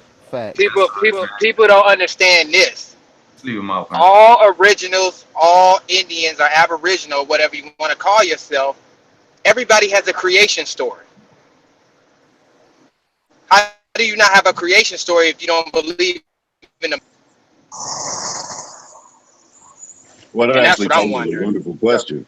Because if you go back through and you look through, I've studied over 1,200 different stories from different tribes, all the way from Canada down to South America, and they all link up. And Kerry Mayo can verify. Me and him actually spoke on some of the tribal stories that happened up here, that they have the exact same stories down there, almost word for word. Yep. Yeah. So how do these stories carry over? We didn't have internet, we didn't have telephones, we didn't have things like this. These stories. So if you compile these stories and you put them into a book form, and people read it, Would it be considered a religious book just because it's a story of text that were numerous different stories from the belief systems of our ancestors? How would that be looked at is the question I have to ask because once again these are belief systems and stories. So would they discount that just because it came from our ancestors or what? Right, right. And just like they always talk about that is everything that people talk about is pseudo. Now it's funny because Caramel broke that word down. What does pseudo mean? Caramel, tell them what you found out. Well, they're not even using the word right because they're trying to say it's like outdated or old information. That's the way they're trying to reference it, and it's really just means lies or false. So they're calling us straight up liars, and that we're speaking falsehood. Yeah. You know, false. Nah, they know what pseudo mean, and that's what they mean by saying that. They saying that Yeah, that's not trickery, true. trickery It's made up. information put out to portray a certain image. But Trickery. it ain't. You know what?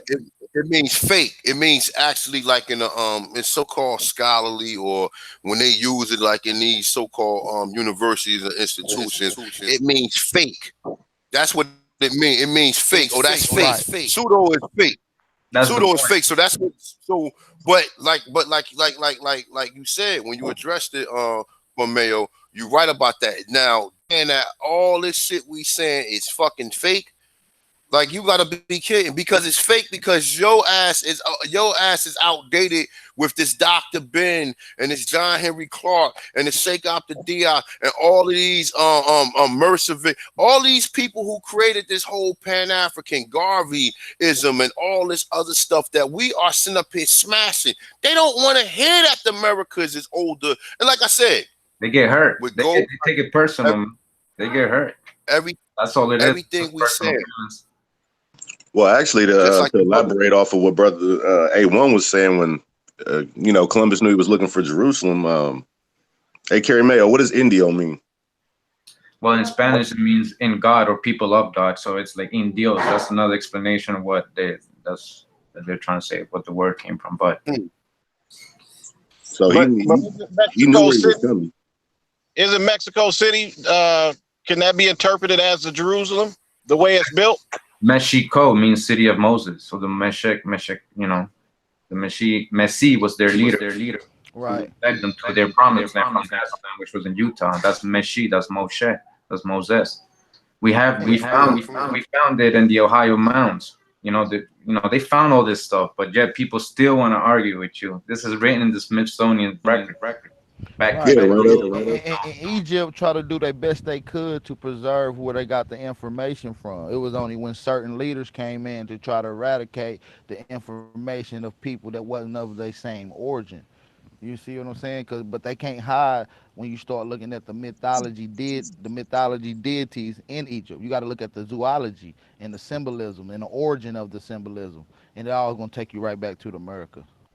Exactly. And From the feather of my ox, which has nothing to do with any customs over there in Africa, From to Houthi. the head of Horus, from the green and white, and the depictions of Osiris being from a dead kingdom of plush green land or a dead king or dead kingdom. It's all in we got representation. Shalom, man. That's Anubis. I told y'all, man. That's Anubis, man. Well, I mean, I can show you every god. I mean, we can go into detail, man. But it seems like you show them one thing and they still they still over here fighting. what's the new bitch? Hey, Cormel, what you mean? Hold up, say that again. What you mean? Because I heard AP said that the people are purple. Well, what do you mean Anubis? Like, elaborate on that. Well, the people of purple, that was like the Phoenicians term, and that comes from here. Yeah, man. That's and what I'm saying is I made a video proving that the real Anubis is the god Shalot and the Aztecs. The underworld, everything that Anubis, all the attributes of Anubis are basically the same with Shalot. And we actually have the dog that represented that.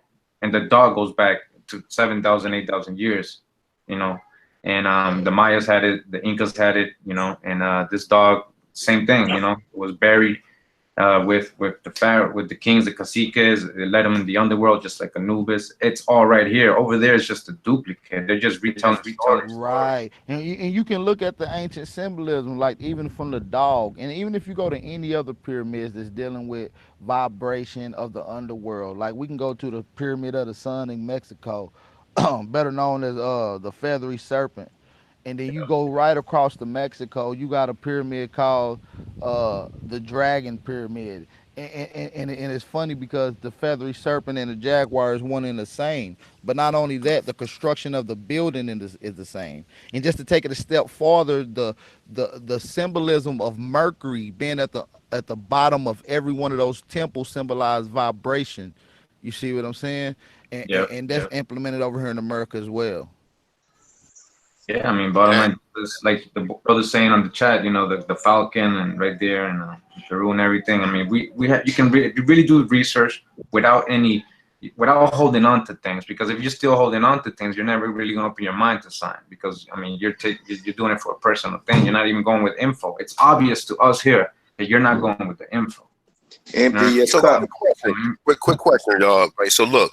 So all right. So going back into what Ghost say. So wouldn't it be wise that all of the information, as well as genealogy, as well as the history, as well as knowing some of the tribal connections and the tribal culture and the tribal rituals and all that, wouldn't all this shit connect? We need all of this to build for us to get what we're going. It's just not okay. Knowing your geology is wonderful. If you don't know what the fuck, if you're looking for African geology and you find that, oh, my grandmother was Indian, but you don't know nothing about how further to take that.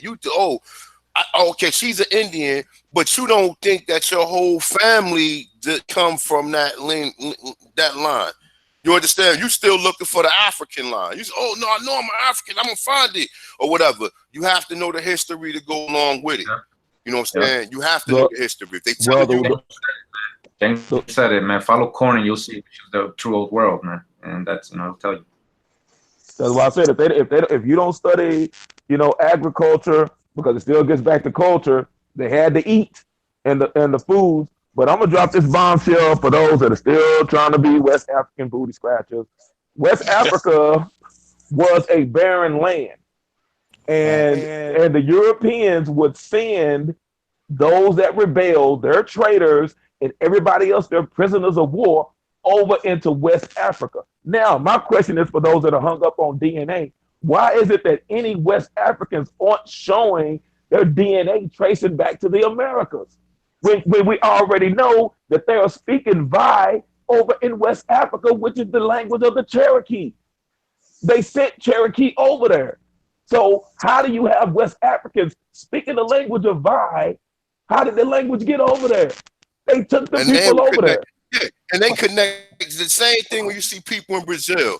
Oh, the people how I know that the Brazilians are African because the people in Brazil speak the same. No, because they fucking took them from Brazil over there.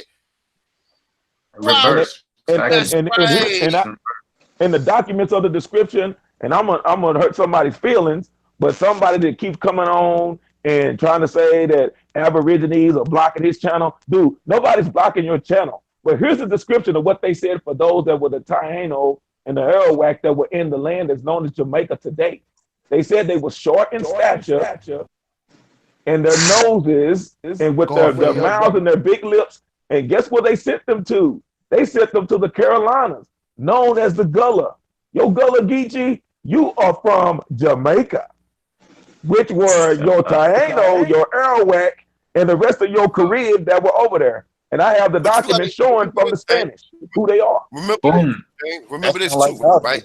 My father from Georgia. So my father told me there's islands in Georgia that go out to the Caribbean. So always keep that in mind too, that if you go out to Georgia, the people that the Geechee, the Gullah, and your Massies or whatever, you also understand that there are islands that go off of the coast that go out the fucking Caribbean. Facts. Yes, sir. Well, actually, I got a court record dating back to 1821, Butts versus Rachel. Her mother, Papoose, was taken into Jamaica, and when Papoose, it was Rachel and her 5 other brothers were born in Jamaica, and they were reclassified down there, but they were actually Catawbas. Had to come back, took her 12 years to win her and her brother's freedom and to be able to get declared Indian again. But yeah, this is actually, let me see. Yeah, Butts versus Rachel, 1821, March 05. And that's the exact record. That's an Indian name, like the rapper Papoose. And she was a Catawba. This was right after the Yamasee War. Some of the Yamasee went with the Catawba people. From there, they enslaved them and sent them to Jamaica. Later on, she was shipped back. So yeah, I have court records, actual court records for my family that date back that far. Wow, that's see. And then now look, now think of it like this, real quick, right? Think of it like this: when they think of when most people here dealing with the history, when they see people being imported by ship, they automatically assume that they're Africans. Listen, that makes sense. This is the reason why it was so easy for them to be able to ship people to the Caribbean or West, because they will rock the coast. And the same thing, how you will go out through Louisiana and you'll go through the Mississippi, and the Mississippi take you out to the Caribbean. The same way it take you to South America too. So that makes sense when you say, because in Georgia also they found evidence that the Mayans was there. So, yes, sir. Like I said, man, you have to the history go with the geology. If you can't, if you just want to know your culture or know your line is one thing, but if you want to know you want to know everything. If you studying Kemet, when you supposed to be studying this shit we talking about, then you gonna be lost. See, they don't want. See, the thing is this. You see this panel we got right here going on. They don't want us to come across. And like I said, it's not so much of to have a debate. It's a debate to prove shit to the people, because our information is being suppressed. Exactly. They're not allowing our information to come out there to where a person can at least say, well, hold up, man.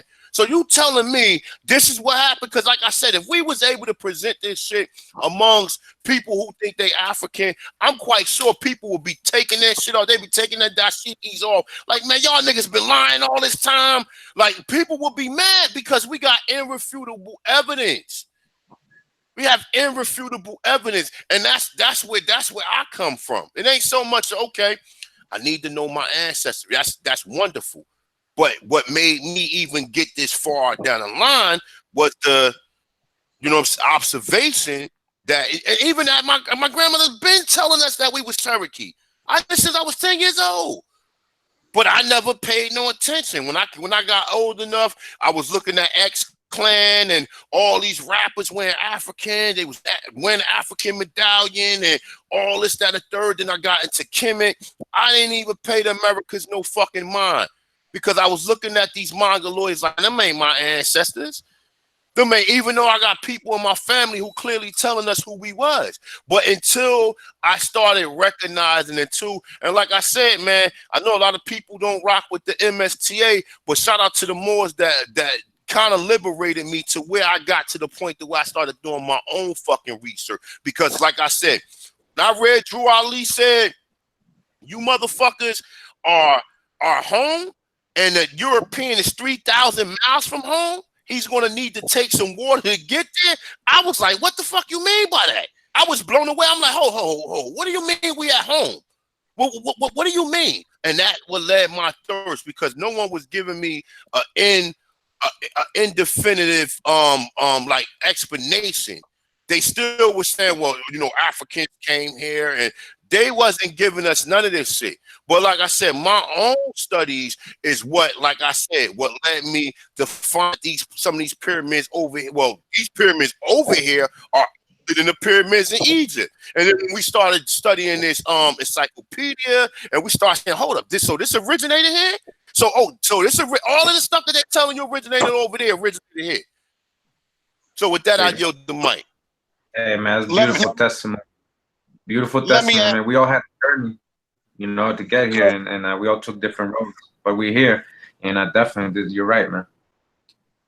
Yeah, exactly. You got some facts there. I had put some things in the back chat, just showing that was me speaking at a Memorial Day service at a colored cemetery and being honored by the Buffalo Soldiers, because they know who I am and they know who my people are. So the reason why I'm so adamant about some things is because some of those that are talking in the chat and some of those that do things in the back chat, and say that I'm crazy and all the rest of that stuff is because they know who I am. They try to do their research and they find out who I am and what I say, who I am. So now it's about, oh, he's crazy. Oh, he don't know what he's talking about. But they've never been able to refute anything that's been said. So I want again, because the brother one, he said on a neutral platform, when you come up with a neutral platform, we'll have that discussion. We'll have it on corn. We'll have it with all the people knowing about this land, except for Whitey Ford that did not know. And well, I take that back because the Vikings knew about this land and everything else that went on. And we'll talk about the Spaniards going up and down the Mississippi and the people that they encountered and why the Spaniards said, I'm out because I'm tired of fighting these people. And then the French came along and the French said, I'm out. I'm tired of fighting these people. Why do you think the Louisiana Purchase took place the way it did? Because the French were like, we cannot defeat these people. We are tired of fighting these people. These people are not giving up. They're going to continue to fight us. So again, it goes back to there have been things that have rocked the earth. And it will show that in certain areas, especially in the area that's called Utah today, what they call the Four Corners of Utah, Colorado, Wyoming, and New Mexico, there was something catastrophic that took place and caused that area to flood, which is why you see the river waters flowing through the Grand Canyon. And the people left and they knew they got out ahead of time because they were able to tell, dealing with as above, so below, what cataclysmic events were going to take place, which is why you'll see an exodus of a group of people and then a mad influx of people in another land. You're like, well, wait, where do these people come from? And then they'll leave again. And when you start following these events that have taken place, same event took place in Egypt. They talk about the French shooting at the canyons and stuff. But if you look at it, a lot of their rock sediment is around the base. There was something that shook the earth off its axis. And so you will see those stones, the remnant of those stones at the base of what they call the Great Pyramids in Egypt. Something took place on this planet. And when we go back and talk about the She people, the Sea people, the Saber, the Sevi, the same people, aka the Seven, then we'll start to find out what's going on. We have to have that discussion. But I want the brother to put it, anybody that wants to have, thank you, brother, for putting in the chat, the Utah, and they don't want to put the connection together. They don't want to understand that when the people came over here, they kept saying this was the promised land. When you look at Ponce de Leon and all the rest of them looking for the fountain of youth and saying it's over here, when they were looking for the city of gold, it was over here with all the place of all the riches and all the beautiful women and the perfume and the sweet spices and all that stuff and herbs and all that stuff that we even still use today all over the world were over here in the Americas. Why wouldn't people turn up Africa? They turn up Africa now for gold. For diamonds. But when it came to gold, they were over here. When the people that originally wrote, your friars, your Jesuits, the so-called Negroes that came over here doing all their writings and said, we're not going back.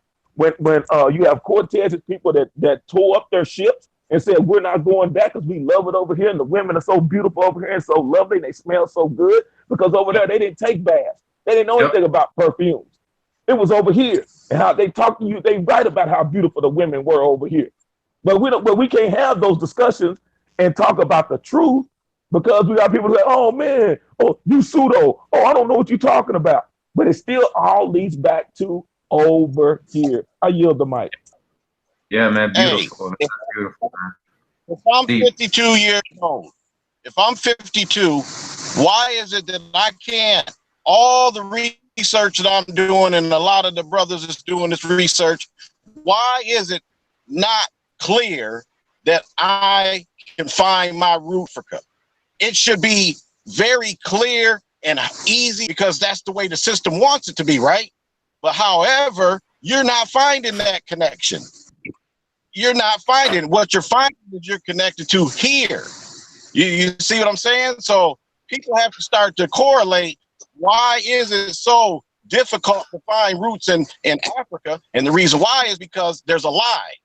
It's a lie there, but it's very easy. All of us are finding that we are from the original tribes here. Easy. Yeah. Hey, they found in Palenque the exact same statues or gods in the temples that look just like Osiris, right, and Adonis. And we know that they know too that Osiris and Isis are corn deities. They're based on the nourishment and you know the resurrection, which is the when you plant the seed and it grows again. That was Osiris. That came from over here. You know, whoever's still not talking and just keep looking towards Africa over there, they haven't seen the corn videos, they haven't done really research on corn, or they don't understand how corn actually helped everybody get civilization start. And it was considered in Assyria and Babylon the tree of life, and you can see the gods plucking it, you can see the corn in their hand. You go to Hindu temples, they're holding corn in all these temples, and it's been proven.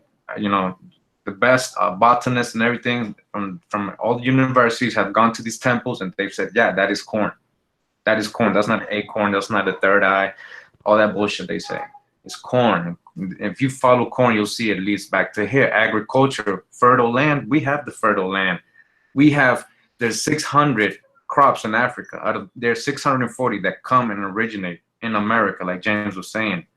Right? Who brought that over there? Who brought that science over there? Because a lot of these crops had to become, genetically modified to get to the point of, how they are today, how we see them, and that was Aboriginal science. That was way back, and that's what Kemet means. When you study Kemet, you just study Aboriginal science. That was brought over there, and that, it was flipped into a certain thing, but it originated from some truth. It has a foundation, and the foundation is always going to lead you back here, right? As Agassiz, the best geologist, says, this is the land that came out of the waters first, America. This is the oldest land out of the water. So obviously we'll have the people too. I wanted to, if you brothers don't mind, I wanted to read some, but I want to address someone in the chat. Yeah, they are correct that the Buffalo Soldiers, which were us, they killed a lot of us, and that's why I say again, and maybe that's why I go on to paint like Barkley, in '86 so hard. At times on people that look like us, because I understand it was us that killed us. But I wanted to read something. This is from the elders. This is from the Kiche Maya elders, and it all goes back to what Brother Caramel, everyone on the panel has been saying. This has been passed down to generation to generation. It says the West is related to death and darkness. Maize, corn, human hair, and the color black. For the Kiche Maya, death is a continuation of life, not its end. Life is a series of changes, from seed to plant, from day to night, and child to parent. Death is one of these changes, which is why, again, you'll find that Osar or Osiris is dealing with death, Maat, and dealing with the land of the female, the she, Tahuti dealing with the feathers. Anything that's dealing with the feathers is over here.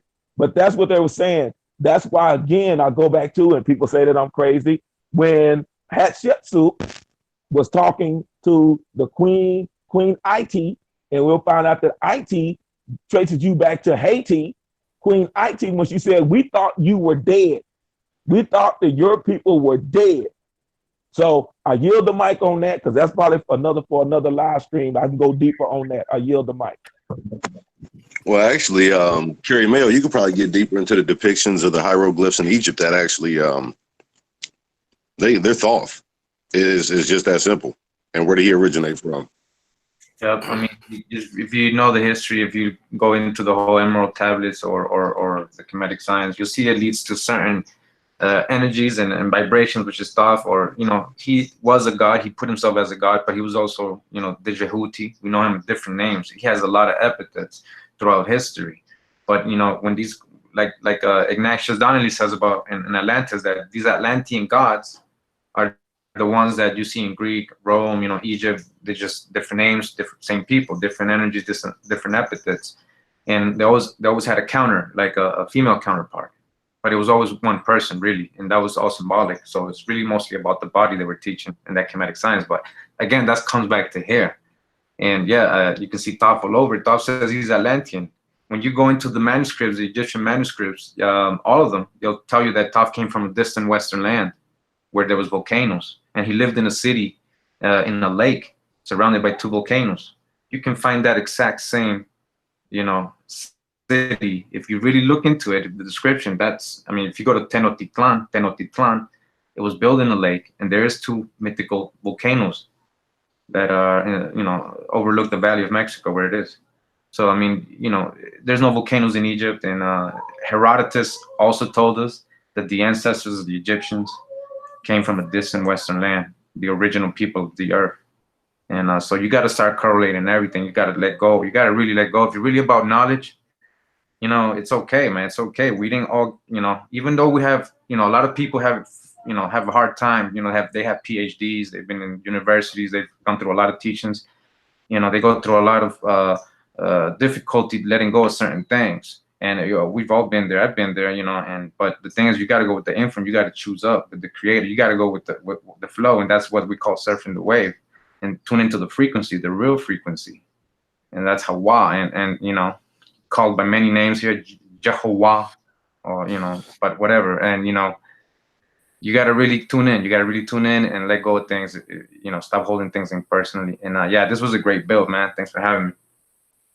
No doubt. Hey, yo, fellas, I got to start winding this down. So we're going to start from left, everybody, because listen, we're going to have some people who are going to be curious about this DNA thing. I mean, this genealogy thing. So what we're going to do is this. I don't know what y'all availability is, but tomorrow, I don't know if y'all going to be available. We can definitely do this again tomorrow. Everybody that's on the panel, we could come back tomorrow around 10-ish. And I dropped the link in the chat just like I did it this time, and we could all come through and then we can just give another bill. And then, like I said, if you got some further notes or anything, bring the notes and let the people know. For those of y'all who do genealogy, who are willing to help people or whatever, so where the people can find you at, and you know what I'm saying, how we can get better acquainted with that. And like I said, Cormel, definitely welcome to come back. Everybody, you know what I'm saying, because this is a fire build. James, man, you got to start coming through more often, man. And you know what I'm gonna do? I'm gonna get in touch with the medicine man. Shit, I'm gonna try. I know the medicine man, his schedule is more at noon, at nighttime.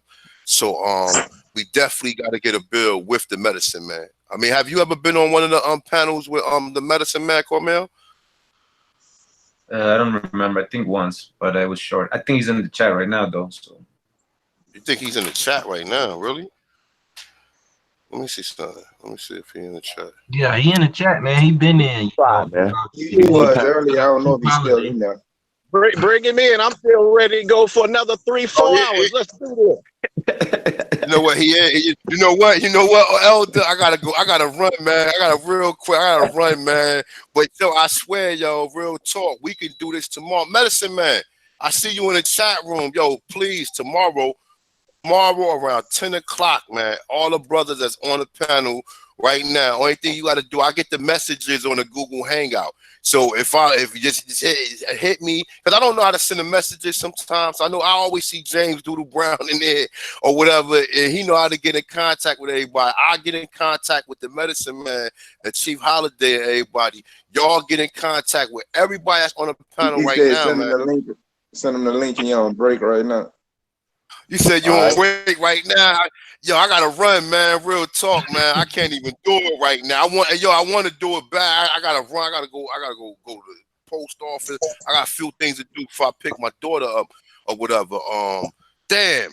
Yeah, we gonna definitely have to do this tomorrow, man. Cause once the medicine man come through, I ain't going nowhere. Like I said, we gonna be here. We gonna be building. This shit, like, you know, if I bring him through, I ain't gonna be able to go nowhere. But once he start talking, him, Cormeo, everybody start talking, I'm like, man, you know what? Let me grab my notebook and let me start learning. You know what I'm saying? Because this is what this is about. You know what I'm saying? So, like I said, Can everybody agreement to where we can meet up tomorrow around 10 o'clock and we can run this bitch on out to about 2 o'clock tomorrow. So we could come through around 10. If everybody availability tomorrow around 10. Eastern time. That'll work because I don't know too, man. Shout out to Copper Hot Step also, man, in the UK. I'm talking about holding the info down. I mean, yep, straight up. Yeah, we gotta bring that brother too. That's what I'm saying. We got a nice little squad, you know what I'm saying? You know, there's other people out there who do the research though, but I think that our squad could pretty much we could go into universities with this information we talking about. We're going to universities and we have people, man. you know what I'm saying? We'll have people like it turning. Now go ahead. I know y'all. Let's do this. No doubt. So we good tomorrow for 10 o'clock, man. Just to let the people know to be here tomorrow at 10. Medicine Man, I know you probably be rolling through around like 11, but I'm going to give you a call tonight, Medicine Man, when I get out of class or whatever. So I will be calling you around 9 o'clock. Or you can hit me. Hit me in about 30 minutes. So while I'm probably in the post office, I got to wait for a while or whatever. I had to send some things off or whatever. But yo, listen, this shit been a pleasure. And like I said, we got to definitely bring Ghost back, bring the brother Anu and everybody else back so we can get further into the genealogy thing as well as the history. Because all of this shit formed like Voltron. All of it come together. Everything. We need the genealogy. We need the history. We need to first understand, because we've been told this whole time that Africa is older. And it ain't got nothing to do. If Africa is older, no one is trying to rewrite it. But if we find information that's showing opposite to that, then we gotta let the truth be out. You can't hold, like Cormel said, you can't sit up here and have no personal feelings because you want something to be true that's not true. If the Americans is older, we need to let this out because no one is teaching this. No one is teaching this. No one. You ain't gonna hear this nowhere. You ain't gonna hear this on no other platform. So with that, man, I'm about to end this, man. Shout out to everybody, man.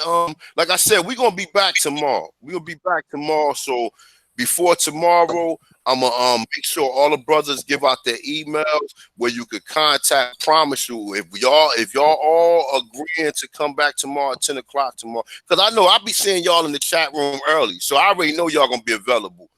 So just please give me my word. Give me your word that we gonna meet up tomorrow around 10 o'clock. You already know, man. I'm there, bro. Yeah, I'm here. I'm gonna take a nap. Before I go, hey, who that? I know. Yeah, you said you would take a nap. All right. But yeah, it's all good. It's all good. It's all good. And like I said, just everybody know that agree, just so we get the people the word, because I think we got like almost 250 in here right now.